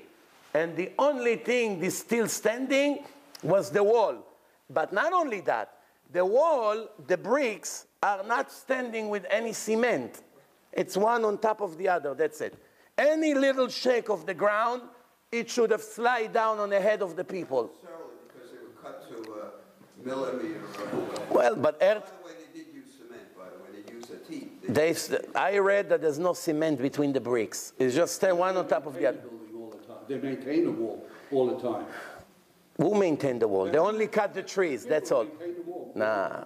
Nobody maintained anything. Last one maintained the wall was Horus, more than 2,000 years ago. They maintain it till this day. They keep it clean. They keep stuff from growing in between the rocks. Stop going in between the rocks, otherwise you have decay. So good, they wash it with a hose. Baruch Hashem. Remove all the vegetation. Tov, more questions? No, Seder. Whatever we achieve, we achieve. I'm done. No? You're not done. You didn't even start yet. You have my film to watch. Yeah. You get your answers to your questions right there. Yeah. And then you make your comments and we'll answer them. Let me make a comment. Yeah. I thank God. Okay, and the president, that I was born a Jew. Okay. Why? Because it was important to me. I feel that the Jews are an ingenious people. It's a rich, it's a very rich religion. It's a religion that is the basis for the world and its laws and everything. And you couldn't ask for anything if I was going to be born anything. I never even offered the Torah just to Moses, not to other people. Never spoke to them. Before Moses, he offered it to the But nations. before he offered it to Jews, he offered it to other nations. Also. They all refused it. Also. He was offering it to the Jews, but First, he offered it to the other people. offered them to join. Yeah, to take his Torah and keep it. Not instead of the Jews. The Jews accepted- In addition to the Jews. Not instead of the Jews. I said first to the Jews, first to the 200 other nations, and then to the Jews. No, wrong. Oh, all at the same time? No. First, he offered it to the Jews by giving it to Abraham, the father of the Jews. Then why did he offer it to other nations? Oh, to join. Why we convert Gentiles? Oh, wait a second. Why we convert Gentiles today? To join. If they want to join. My point. Yeah. You're making my point. Okay. Very good. So in other words, I'm learning something now. You say that God offered it to Moses and to the other nations at the same time. No. Okay, this is the first, I'm learning something. Yeah. What I heard, he Therefore- everyone else Wait. was fun. Therefore, Yeah. now God obviously wanted the other nations to know about the religion. Yes. Okay, now we are a people of the religion.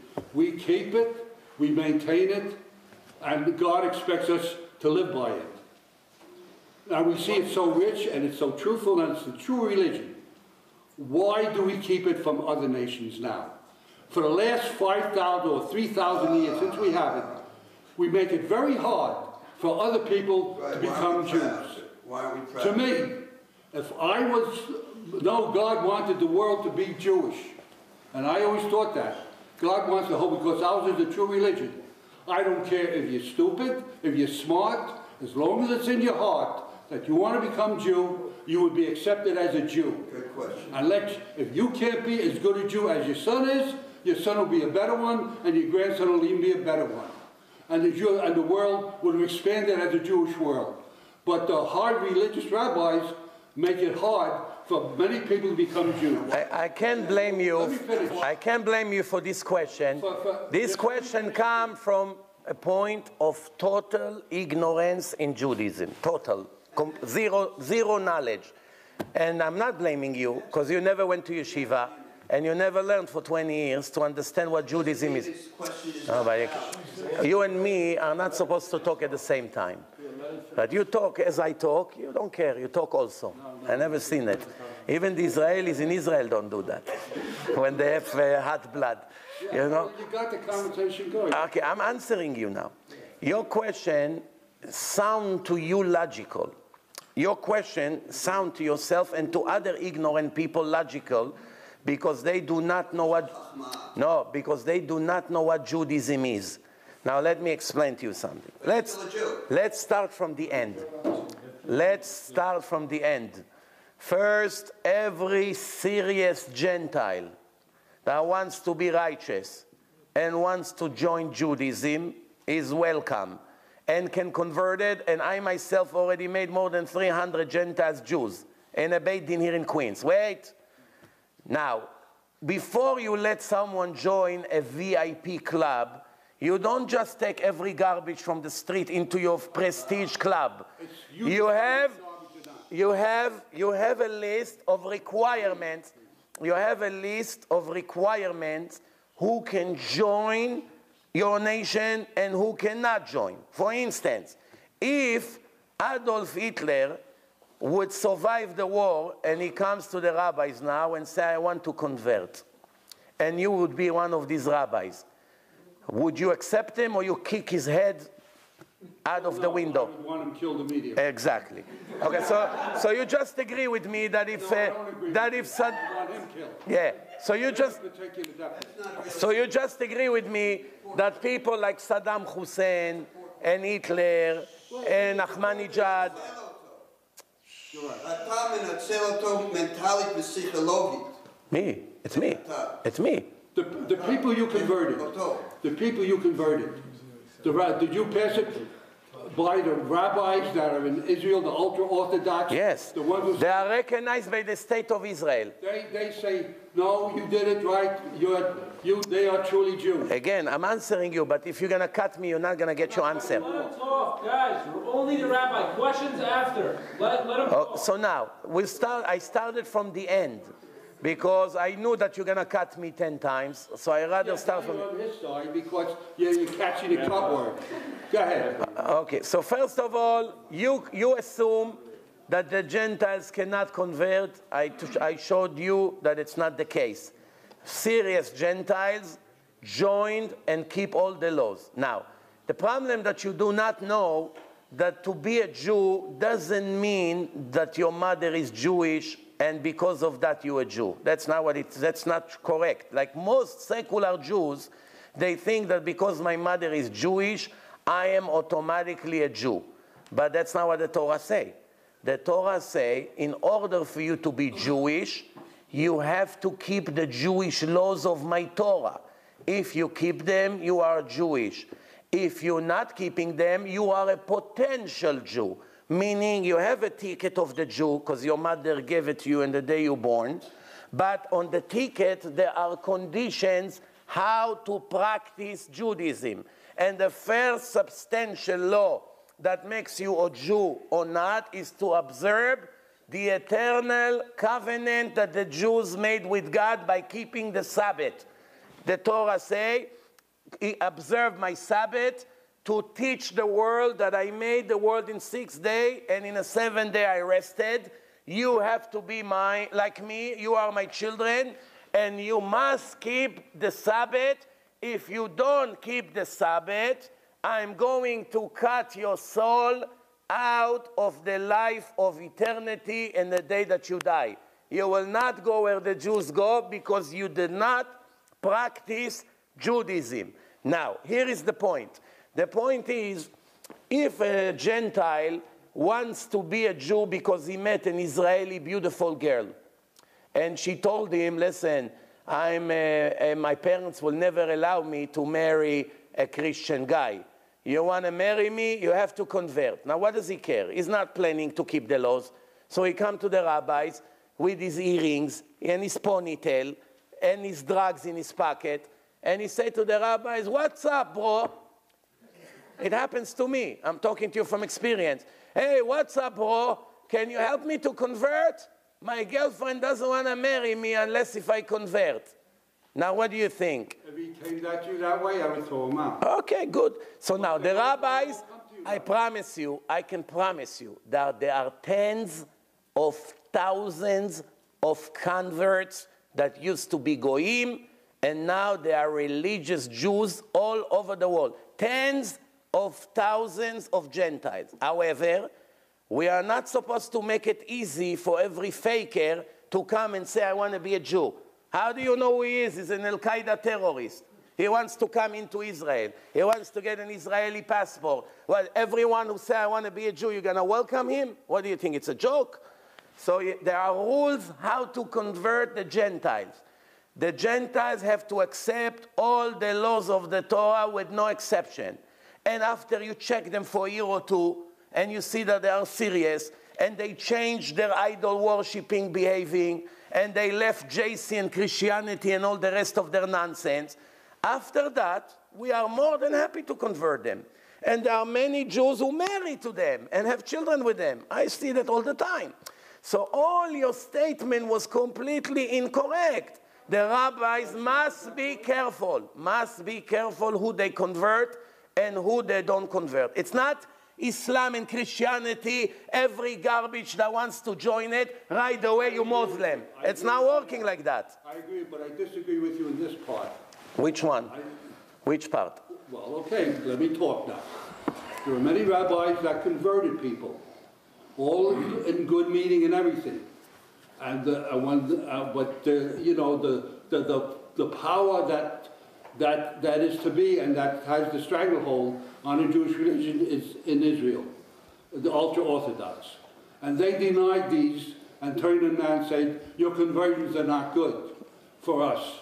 Now, they are the ones who are deciding who is a Jew and isn't a Jew, and it's contradicting many rabbis like you in this country and in other countries. What gives them the right to contradict other rabbis? I tell you what. First, there are a list of rabbis that are recognized by the rabbinical state of Israel office. They have a chief rabbi, Ashkenazi and Sephardi, and they have rabbis around the world that they know who they are, where they learn, if they're really rabbis, if they're... All rabbis graduated seminaries and everything. Okay. So now here is the point. The point is that I have news for you. Unfortunately, in Israel, every convert, even Reform, even conservative, even converts that still believe in JC, even converts that still live like Christians, even converts that eat pork on Yom Kippur, they're all recognized by Israel. That's the problem.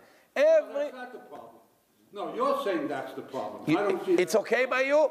No. A convert that eats pork on Yom Kippur, it's okay. No, you're saying they eat that. There were many rabbis and many people, even before, if they're going to stray from it after they convert, they stop them right then and there. After they say we convert them, they're married. Show me one case like this. And they say, no, show me one case. Show me one case like that. Israel just passed the laws saying there are many rabbis now that their responsibility has been taken, the power has been taken away from the central rabbi and giving it to many other rabbis where the power in the central rabbi cannot contradict them. The opposite. Where are you getting your information? Israel just passed a horrible law that every woman with miniskirt and high heels that eat pork on Yom Kippur in a Reform shul. Talk about who don't eat pork. And then You're not listening. Israel just passed a law that every Reform woman with a yarmulke on her head and miniskirt, half naked, she can convert anyone she wants and they accept her. You're stretching a point. You're lying about that. I can't see it. Yeah, they just passed that law. There was the whole fight in Israel about it. But not they were eating pork, running on mini dresses, and they... Reform. You know what reform? Do you know what reform is? Tell me what does it mean, Reform Jew? What? To be a reform. Yeah, they're all different type Jews. I know of a Korean Reform woman, a rabbi, in a school that I was looking for a position there, that is converting, Reform into Judaism. And she was the one, in fact, to go to the White House and to light the candles for the menorah. You know, this is... Not everybody's Orthodox, not everybody's Reformed, and not everybody's conservative. So you... all different types. So what? So you want... The Orthodox want the total power to say everything over everyone else because they know exactly what God wants. And that's one of the reasons the Jews are being punished today. No, you know why they're being punished today? Because they refuse. But the law never changed. The laws never changed. God offered the religion to the whole world. And still, we're diminishing people. We're going to disappear at the rate we're going. Because we've been around for 6 million for the longest religion, and yet we're the smallest number of people.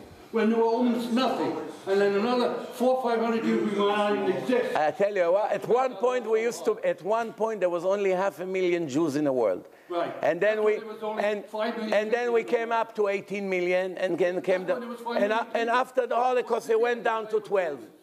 So we're going a little up, we're going a little down, but the Torah already said that we will be the smallest nation in history. I wish you luck. I'm an old guy and I become impatient. Take the CD, watch it. That's it. Very good. Thank you very much. Any more questions about something else? Let's go. Any questions? Anything? Parsha, life, views? Something good about Yeah. Shh. All right, go ahead. Let's go. Is there anything in the Torah that talks about anti-Semitism? Yes. Is there like a natural... It's a natural laws in a creation. Where in the Torah? It says in the Torah that the Gentiles will never leave the Jewish people alone. They will always be after them and chase them and look for destroying them. It's in the Chumash. There are a few verses like this, at least 10 that I can tell you from the top of my head, that the Torah said that we will never have rest. We will move from one place to the other. We will always be the smallest nation. And it's a law in Judaism, Esav soneh leYaakov, halakha. Esav soneh leYaakov. However, there's always an exception to the rule. If you have 100 Gentiles, doesn't mean all of them wants to kill you. You may find 10, 20 of them that love you and okay with you and willing to accept you as you are. But the majority, as you can see now in Europe and the rest of the world, the majority of the Gentiles don't love the Jews. Look what's going on in the world. I don't have to show you this. Yeah. One of my worries, it's not a worry, who am I to worry about anything, but I noticed this, and I've been told by good Christian people, and probably good Muslim people too, and I see it within our own people, that we constantly harp and preach that we're persecuted and we're kicked out of every country, and to an extent we are, and you could say God punishes it, you could say we bring it upon ourselves. But what I'm saying is that, and it also says in the Torah that if we're good people, we're going to be the blessed people of the earth. Right. So all I would like to see before I go to the other world, if there's another world, is some Jewish leaders of this generation, if there are any, to say, you know what, we are persecuted, but we brought it on ourselves, and not necessarily. We're a blessed people, we're admired, we're privileged, and I don't see... You obviously don't listen to my lectures. If you would listen to my lecture, you would hear 50 times at least that I say in the lectures that everything that happens to us, it's our fault. Include the Holocaust. Include the Holocaust. 100% our fault. Okay, but up until now you haven't said that. Well, it wasn't the subject. It wasn't the subject. Well, I didn't see millions of other things tonight. Well, what's the point? What's the point? What's the point of talking to Holocaust survivors and tell him that the Holocaust came to us because of our sins? Well, why couldn't we say it instead of bashing Hitler all the time? Why can't we say, you know what? It was our disunity and our lack of... Well, in my film, Torah and Science, part 3, מיכאל, תביא לו בבקשה Torah and Science באנגלית. I tell you, sir, in my film... I only see rabbis getting up on the pulpit, even Netanyahu, political people exploit it. Because it's a combination of both. You have to understand one thing. The Goyim, naturally, the majority of them don't like us. Even when we are perfect. Even when we are perfect, they don't like us. The majority. All Arabs hate Jews, almost all of them. Almost. I would fight you on that. You didn't see the report of the United Nations for 3 months ago. 90%. I'll show you in the book Arabs defended Jews in the Hebron massacre. Yes, but that's 10%. 90% of Arabs admit. Look, get the point. The majority hates us. I say clearly now that not everyone hates us. You know what, the majority hate us. I don't teach my children that. Well, you can teach whatever you want. Reality will not change. Your children will learn the hard way. Let them learn the hard way in college. And I'm not saying it's an easy thing to be an Israeli. You have your own mentality, you have your own culture. And maybe it's good that I'm not there. Because I see the mentality every Israeli has. Not every. Israelis are good people, right? They're as good as everyone else in the world. But this constant harping that everyone is out to destroy us is our shame. Tell me, why in Poland and in Russia, in all these places, Hungary, everyone hates the Jews so much? In Ukraine, what did we do to Ukraine? In Ukraine, people are being slaughtered every day. No. Before. why the Ukrainians have to hate Jews so much? What did the Jews do to them? Okay. Why? That's- I received a letter from a priest from Ukraine that is in charge of a church with 5,000 Ukrainian people. And he wrote to me in an email that he started to listen to me and he realized that Christianity is fake. So he asked my advice. Should I get my family in the middle of the night and run away, or I should try to stay here and take a risk by changing the people slowly from Christianity toward Judaism? So he told me, if people here will find out that I spoke a word to a rabbi, they'll murder me and my whole family in a day. The people here in this country hate the Jews more than the Nazis. That's his words. Ukraine Goy, priest. He told me if they only find out that I speak to a rabbi, forget about that I say I love the Jews or help the Jews, just speak to a rabbi, they'll murder me and my whole family for speaking to a rabbi. So where are you dreaming? Where your dreams come from? Where are the Jews to get to this individual and say, we're behind you, we're with you? Why don't we support these people that are our friends? Why do we constantly say this? We have thousands of problems of our own. We're going to start supporting all the... We have thousands because we make our own problems. The way to get out of this is to befriend other people and talk with other people. You live in a dream. Not be so person. You live in a dream. My father was a friend with the Arab in the villages, and my sister was murdered in Israel. Okay? You know, so and I want to say something about okay, that. and I'm not angry, and I don't hate all Arabs, but I think that unless you live in Israel and you live the reality, it's very... But I want to say, and if I was in living... Any more questions? No, Kadima, okay. Shh. All right, okay, fine. All Gentiles are wonderful. They all love us. Next, Kadima. It might be a little bit of a complex question. But Yeah. what's the halacha with genetic engineering? Like Yeah. you put in your order, you want a male, you want a female, you want blonde hair, blue-eyed child. Yeah. What's the halacha? Okay, here's a very good point. Today in the world, they make a committee that people that have 4 girls and they want now at least 1 boy, so they review their application. And they thinking, we obviously cannot act as God, but a little bit we can act as God. A little bit, not fully. 10% will be a God. We still leave the majority to God to decide because he needs to balance the world. So therefore, in a rare occasion, we will allow to do it genetically to determine the sex of the baby. But it's not playing God. But here is the problem here. The problem here, it's the same question almost like cloning animals.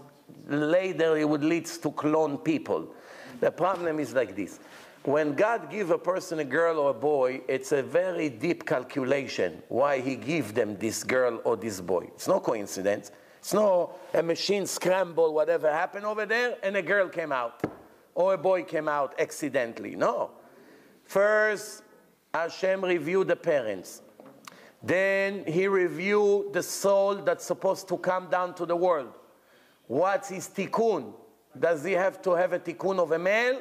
Does he have to have a tikkun of a female? If Hashem wants that soul to be a male, to be a Kohen, to be all kinds of things, so he decides which soul to give to these parents.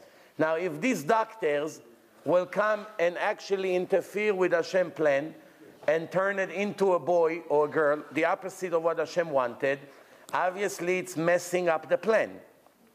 But at the same time, you can say, wait a minute, we all mess up the plan of God every minute of our life. People that use birth control, they're not messing with the plan of God. They also mess with his plan. He wanted you to have 5 more kids. Why you only want 3 and a dog? You know, he wants another 8 to be in your home. But you interfere with his plan. So obviously, this question is, you understand that it's a very general question. The question, is it allowed? The answer is no. People do it, yes. Same thing, people mix species and fruit. They take one seed from this fruit and another one, and they make something new. Jews not allowed to do it. But if the Goyim did it and they sell it in a market, we're allowed to eat it. But we are not allowed to create it. You understand? Same thing if you know in Kilaim, in Gemara, you're not allowed to put the seeds too close to each other because they get mixed in the ground. So there are rules in the Torah that Jews are not allowed to interfere with the creation. However, the Goyim don't have a law. They do whatever they want. They mix animals. Now here comes the problem. What happens if tomorrow they decide to clone people? Ugly parents, the husband is ugly, the mother is very ugly. They want to have a kid, Richard Gere. That's what they want. They don't want another monkey like them. So what do? They want to clone. So they pay Mr. Gere $10 million from the money that they have. Allow us to clone you, your DNA. So now you have a little Richard, son of 2 monkeys. You understand? So far the story sounds good. But here's the problem. All of a sudden you may have 50 million Richard Gere. Now this is a problem. Why? Because when Hashem sends people to the world, what do you think? It's coincidence how you look? It's no mistakes when you're ugly or when you're handsome. It's calculated based on the purpose of your creation. If a person has a correction with the women, he has to have desire for the women and he has to overcome his desire. If he looks like a monkey, there's no test. Every woman he comes near her, she runs away. So what kind of test is going to have? He has to be handsome and charming and charismatic and smart, that all women smile to him, you know. That's the test.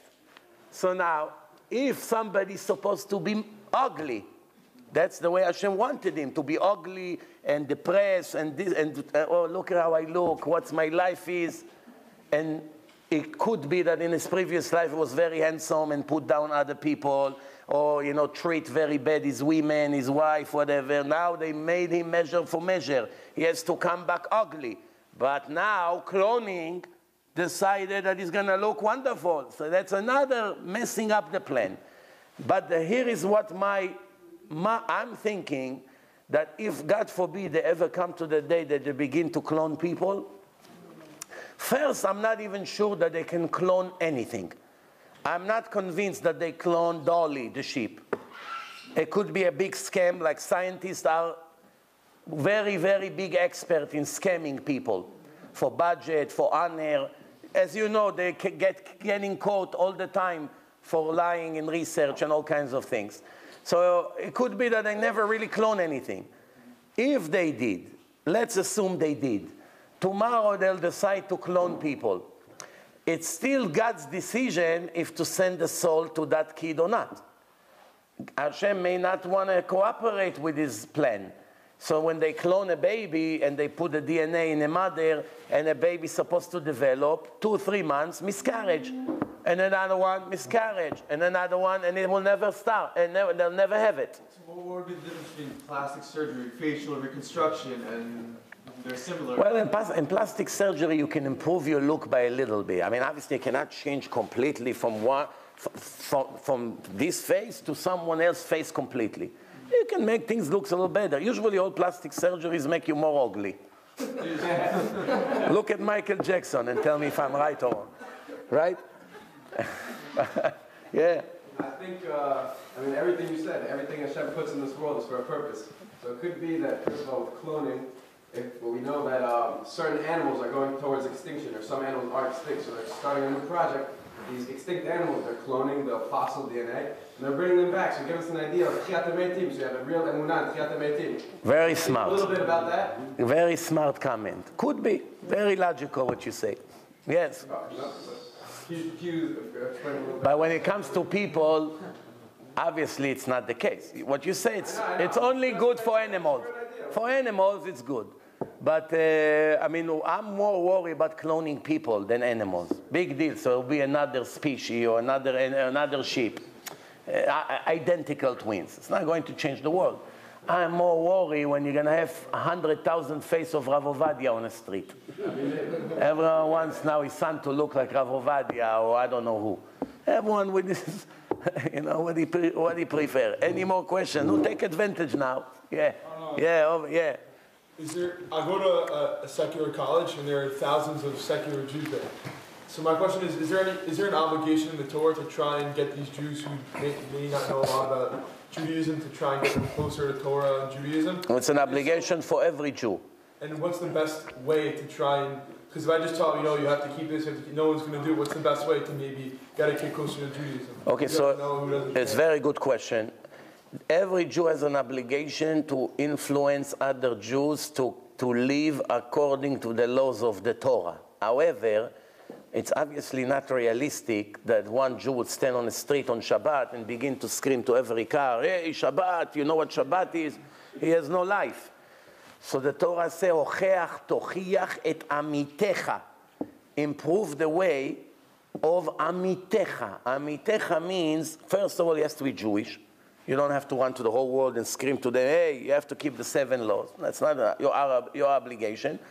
It has to be a Jew, but not every Jew, not a stranger. A Jew that is either your colleague or friend or brother, someone that you have a relationship with.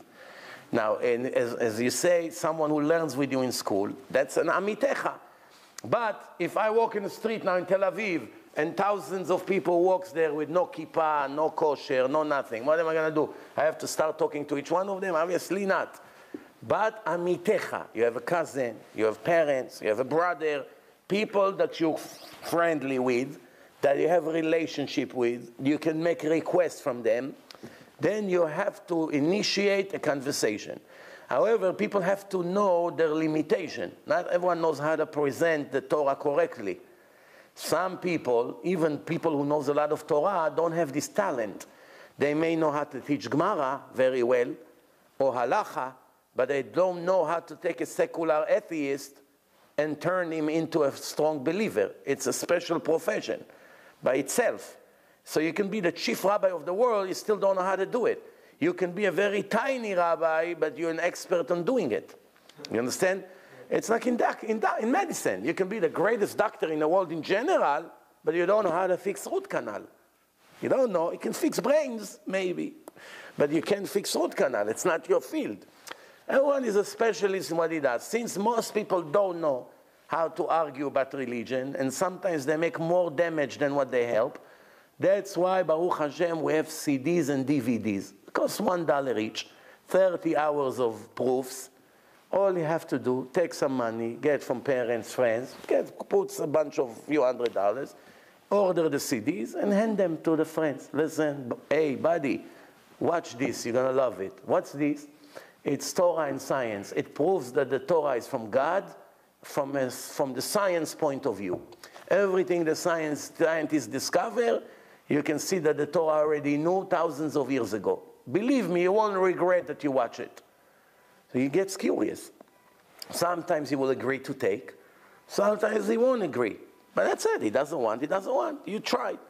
Sometimes he will take and put it in the garbage. It's also possible. But you already fulfilled your obligation. Then 3-4 days later, you can follow up on him. No? You had a chance to watch?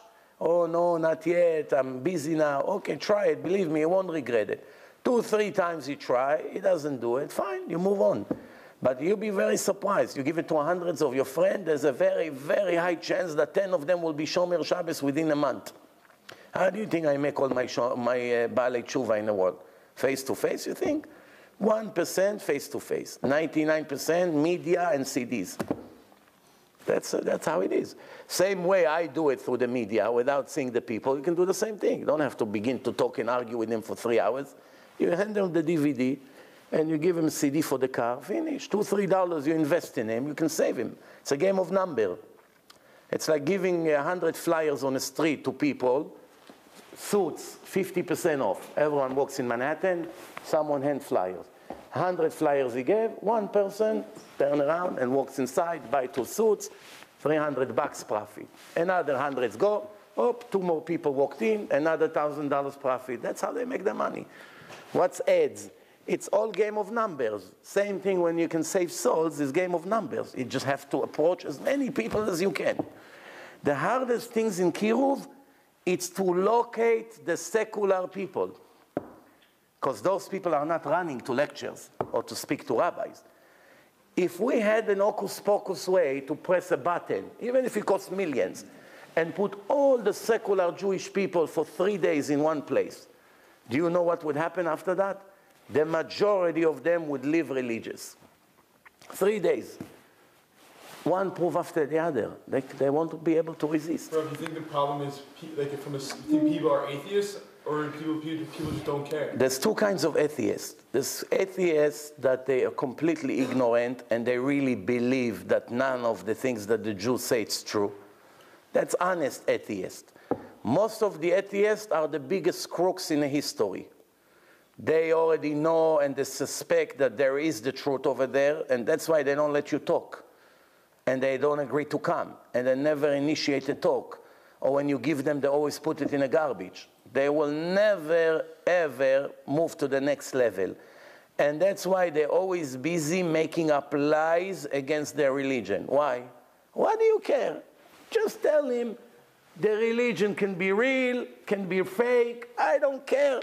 I do whatever I want. You like it, fine. You don't like it, beat it. That's it. So why they don't do it? You don't hear it. They always begin an argument. Nah, it's not true. The world is billions of years old. All of them repeat the same nonsense. Why? Like robots. One copy from another. How? They all believe? They don't believe this nonsense. Because I'm telling you, there's not one evidence that the world is more than a few thousand years old. I put a film in my website by an American scientist that took all the methods that they used to calculate the age of the world and crushed one by one. Robert Gentry, a goy. American scientist. So watch in my website. It's called Fingerprints of the Creation. After you watch that film, you begin to laugh for a month. How people even dare to say this nonsense. It shows you how the lies and all the scams of the scientists, they themselves know they lie. Tell me, so what is how does he refute it? How is? Yeah, how does he refute it? I didn't hear you. How is he what? How does he refute it? Oh. Just watch it. Believe me, after you watch it, watch it. Rabbi, he's asking, how does he prove it? What is his proofs? Well, I'm going to start repeating now to him an hour film. Just because he doesn't want to watch it, it's his problem, not mine. I gave him the medicine. He wants to eat it, fine. Doesn't want to eat it, it's not my problem. But you'll never answer the question. No, watch it. It's a lot of material over there. It's a lot of...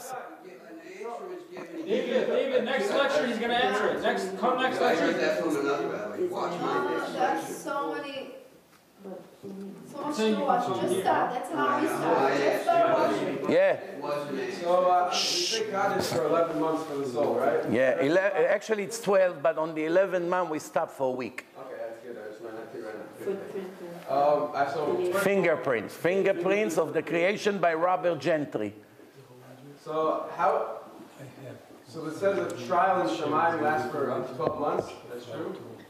A trial? Trial in Shammai. That's a sensitive issue. Okay. Many of the rabbis teach that that really the punishment is 12 months, but it's incorrect.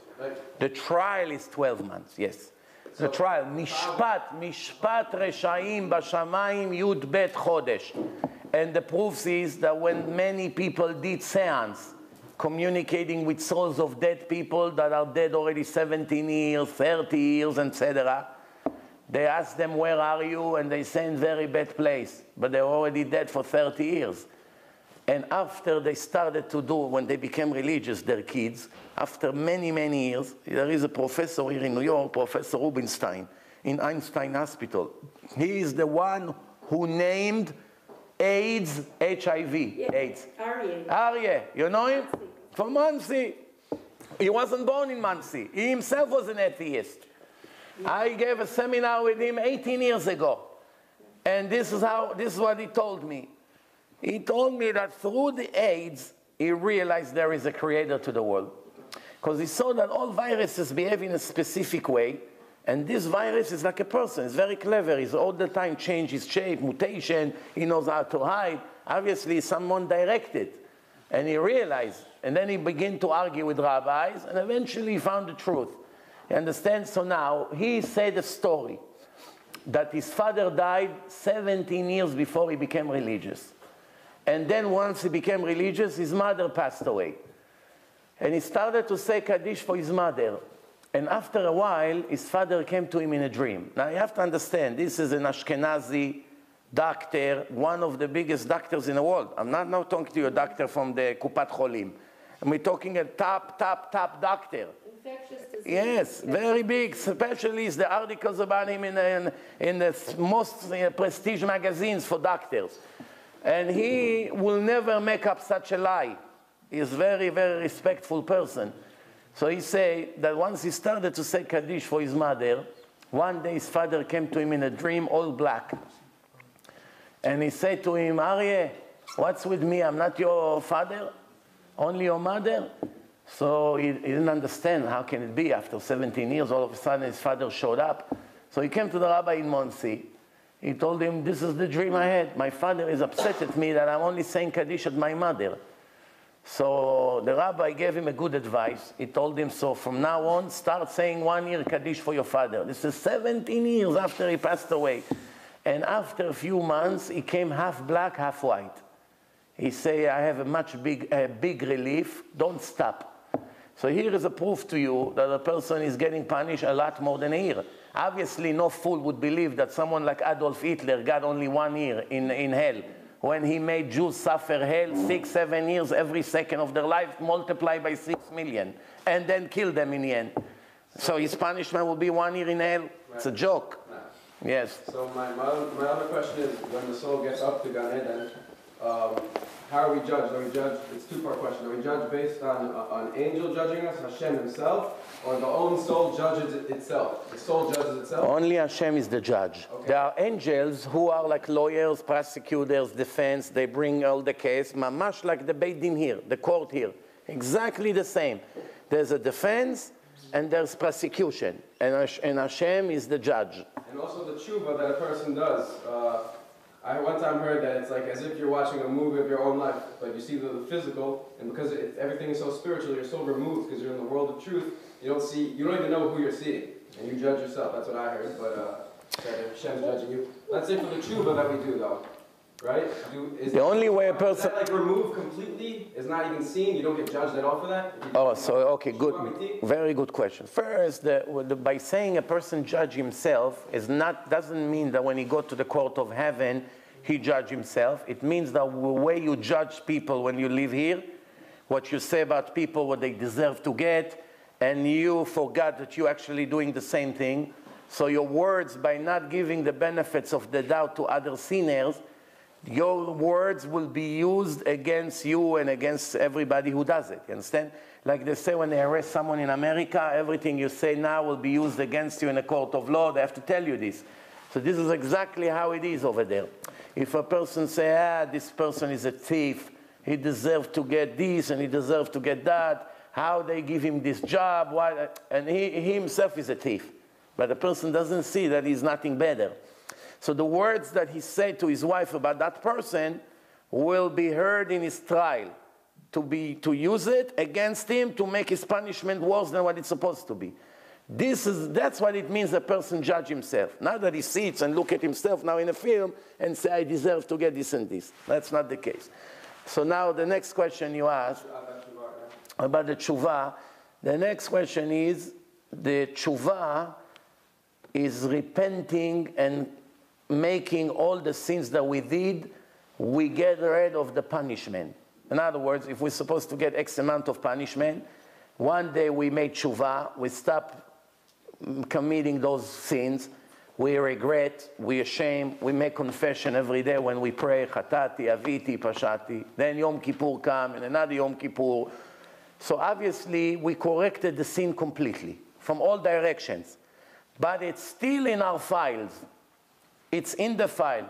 You know, in a computer, you have viruses that you can remove right away by a special virus remover.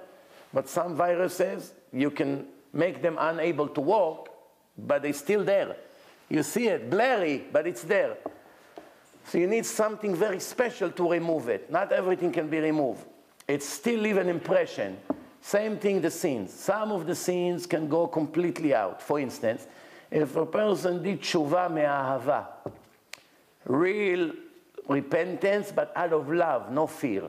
No fear involved, only out of gratefulness to Hashem, out of love to Hashem, out of shame. How did I do such things? How? Nothing to do with punishment. No one even told him punishment, b'chlal. Only, Chabad style. Everything, Hashem is merciful, He loves everyone, everyone goes to heaven, this kind of style. And that's how he became religious. Very rare that a person become religious with compliments how great he is when he does all the sins in the world, but it's possible once in a blue moon. A person like this, the level of his tshuva is obviously much higher than a person who became religious because in the back of his mind, I'm going to pay a very heavy price for my actions. Obviously, he deserves a bigger reward because the punishment was not even a factor here. So someone like that, his sins turns into mitzvot, like the Gemara says. Not only his sins do not stay in his file, each one of his sins goes to the opposite side and become positive mitzvah. He's going to get reward for that. But that's very rare. That a person will do tshuva me'ahava, maybe 1 to 100,000, maybe who knows. Only Hashem knows. Other than that, it stays in a file. So the Ari HaKadosh, which was the biggest Mekubal in the last 2,000 years, Kabbalist, he said there is a way to get rid of those sins, that no one in the court of heaven will even know that they existed. After you clean them, you fix them, but they're still there. When you cry, when you pray and you cry, like in Yom Kippur, when you cry from the sins that you did, you take the tears and put them on your forehead. You smear it on your forehead, and that's a sgula to delete all the impressions that those sins ever made. That when you come there, they don't even know these sins existed.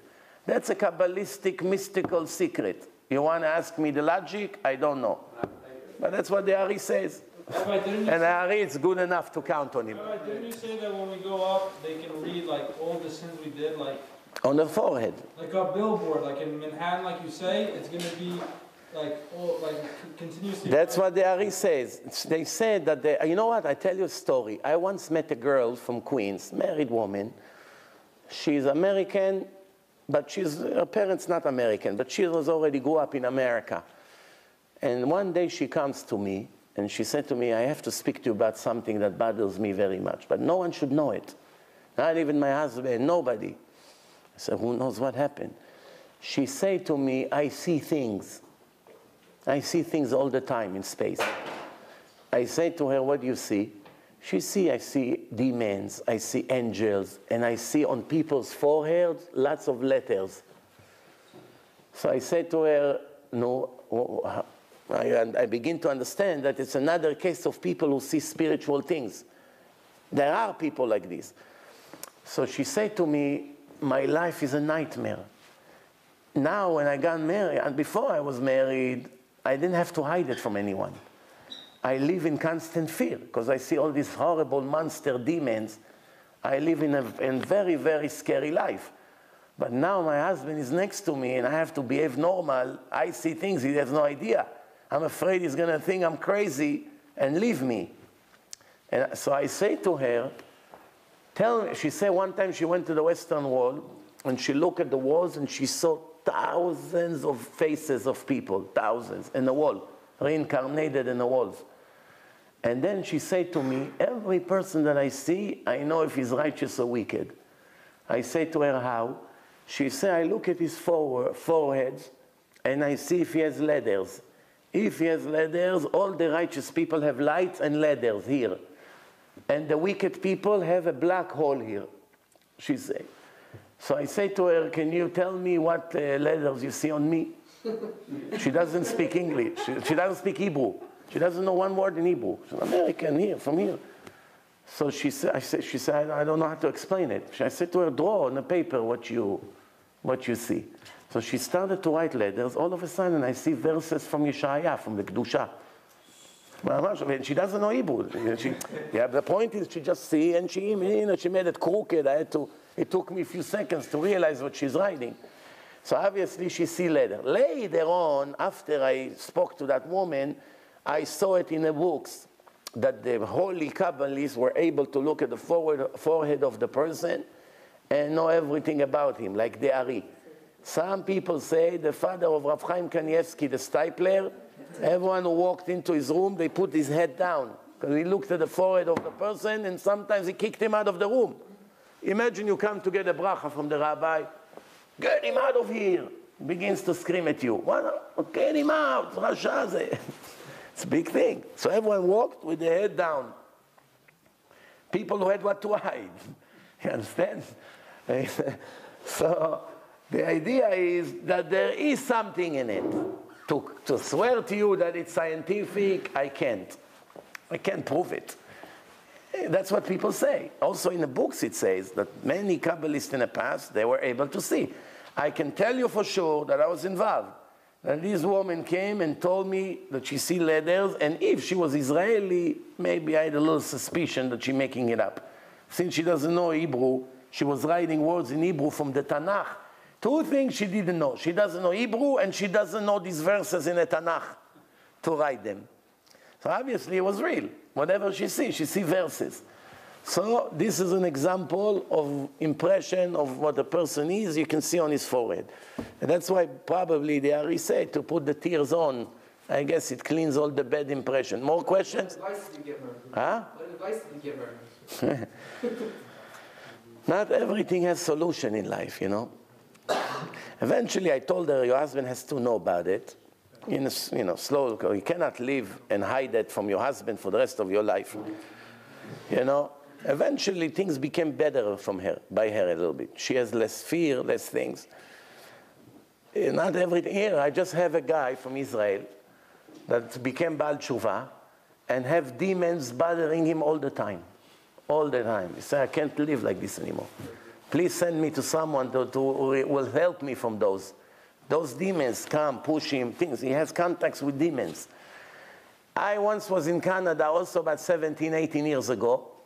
And there was a life after death lecture, and there was a psychology, psychiatry, somebody, a doctor woman, very elegant woman. And in the lecture, she claimed that she also sees souls in a space. She has this gift, she sees it. And she started to say a story that she went once to the elevator, and she saw someone that she used to know inside the elevator, all kinds of things. And she was not even religious. She was completely secular, this woman. And she said that she see images. And I heard it hundreds of times from people.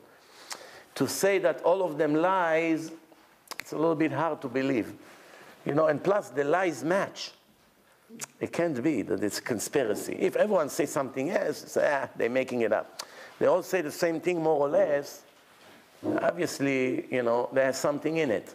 But like I said, I don't speak too much about those things because it's hard to prove it. It's still a matter of faith. I rather speak about things that can be proven for sure. That the argument's over after 5 minutes. What about that line, yeah, there is a rule like this. This is one of the foundation of Judaism. That HaKadosh Baruch Hu made in the world a rule, and there's always an exception to the rule. You may think the exception to the rule came for the actual exception to the rule. But the truth is, it didn't come for the exception to the rule. It came to testify about the actual rule. I'll give you an example what I mean. If a person, he sees, he's not blind. He doesn't appreciate that he's able to see. He takes it for granted. All his life, he sees colors, he sees things, he reads.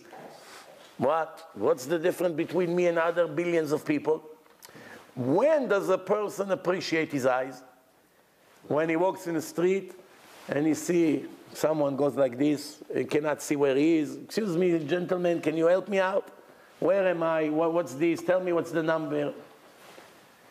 Then he begins to think, wow, imagine if I would be like this guy. All my life to see black screen. Horrible life. So by looking at him, he actually learned for the first time in his life to appreciate what he has. Or if you see a person in a wheelchair with no legs, until that day you never appreciate your legs. You run, you jump, everything for granted. But when you see this person cannot even open the door to enter the bank in a freezing snow, and I need you to push the door for him that he can walk in with his wheelchair, you begin to think how lucky I am that I have legs. What am I complaining about? Money, and but I can't find a job and this. Imagine if I didn't have legs. So the exception to the rule came to show you the rule. Don't take the rule for granted. This is an example of why the exception to the rule. Now, every million people, one of them remember his previous life in details. Who was his name? Who was his wife? Where he used to live? Where he hid things in his previous life? And they go and they find it. Why every million people, one of them remember his previous life, I don't know. Why there are millions of people in the world that without hypnosis, they remember the previous life, only Hashem knows why. I assume that it's also a part of their calculation of their test. It's very common by the Druze, which shows you that there's a pattern here. That almost all these people are Druze. In every class of 30 Druze kids, 3 or 4 of them remember their previous life. Very high percentage. The Druze, the Druze in Israel, the Druzim. Every class, 2 or 3, remember in details, I used to be my name, and I was in the army, and I was here, and I was a shepherd, and he described to you how he died. There's a movie about that. Yeah, there's many movies about that. That's, by the way, one thing that's proven beyond any doubt, reincarnation. Reincarnation, you have to be a total fool to even argue against it. Because if you see how much evidence there are about it, you will laugh how you dare to even have an argument. It's enough you watch my film, Life After Death. It's 2.5 hours of one evidence after the other. After that, you will never have again an issue or a question if there is life after death and there is reincarnation. You will never have a doubt. The problem with most people, they never watched it. In my film, I show over there a little boy, 2 years old, that said to his father while he was changing his diapers, "It's strange. When I was your age, I used to change your diapers." Imagine you come to change the diapers of your 2-year-old baby. While you choking, the kid say to you, "Oh, you know, Dad, when I was your age, I used to change your diapers." What do you think about that? 2 years old, 1.5 years old to be precise. The father was shocked. What does it mean when you were my age, you used to change my diapers? Didn't understand the concept of reincarnation. So he heard that. He was shocked, but he didn't know what to do. One day, the father brought a picture home of the whole family, include his father that passed away in the meantime. So the kid came to him and said, here it's me. And he points at the father of his father, the grandpa. Here is me. So now the father realized, a few months ago, he told me that he was my father changing my diapers. Now I brought a picture, he never saw my father. He died before he was born. He never saw him. First time, I finally got an old picture, first time in a house. From all the people in the picture, he knew to point at my father. Cannot be coincidence.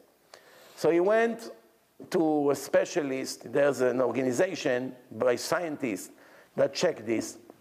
They made a serious investigation, and it came to the conclusion with no doubt that this kid knows all the details of the life of the grandpa. How he used to take him to this place, and how they used to play here, and they went to this doctor. He described the entire life, how he used to do with his son when he was the father. And this is exactly the words of the Ari HaKadosh in Sha'ar HaGilgulim, in Kabbalah.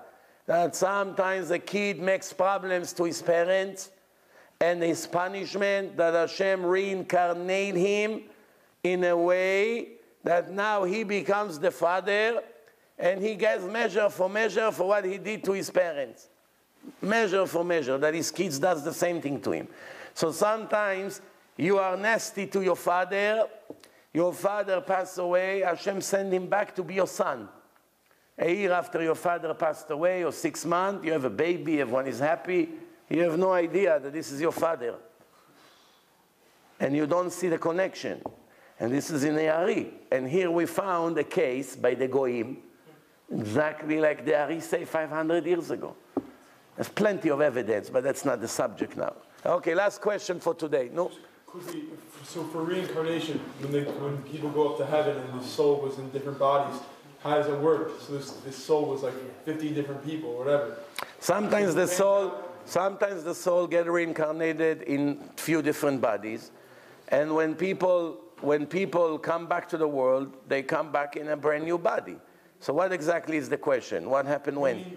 So when you go up to heaven and you want to be, I don't even know anything about heaven. I don't know about it. In heaven, a person look like his last life, so the image of his life. Gone from the world. So what if I tell you what it is here.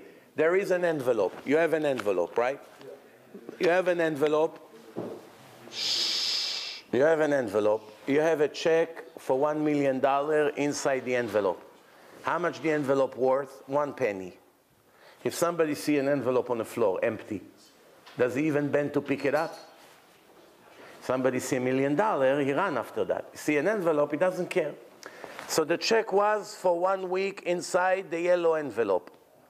Then it was moved, the envelope became very ripped and old. So he was taken out of the yellow envelope and was moved to a brand new blue envelope.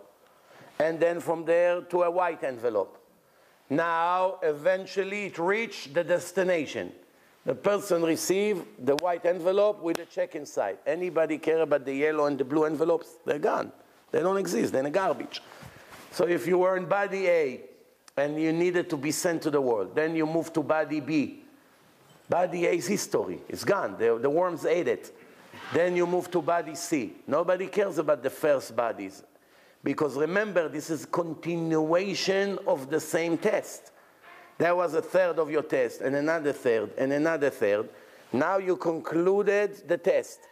In the end, the soul was in 3 different boxes.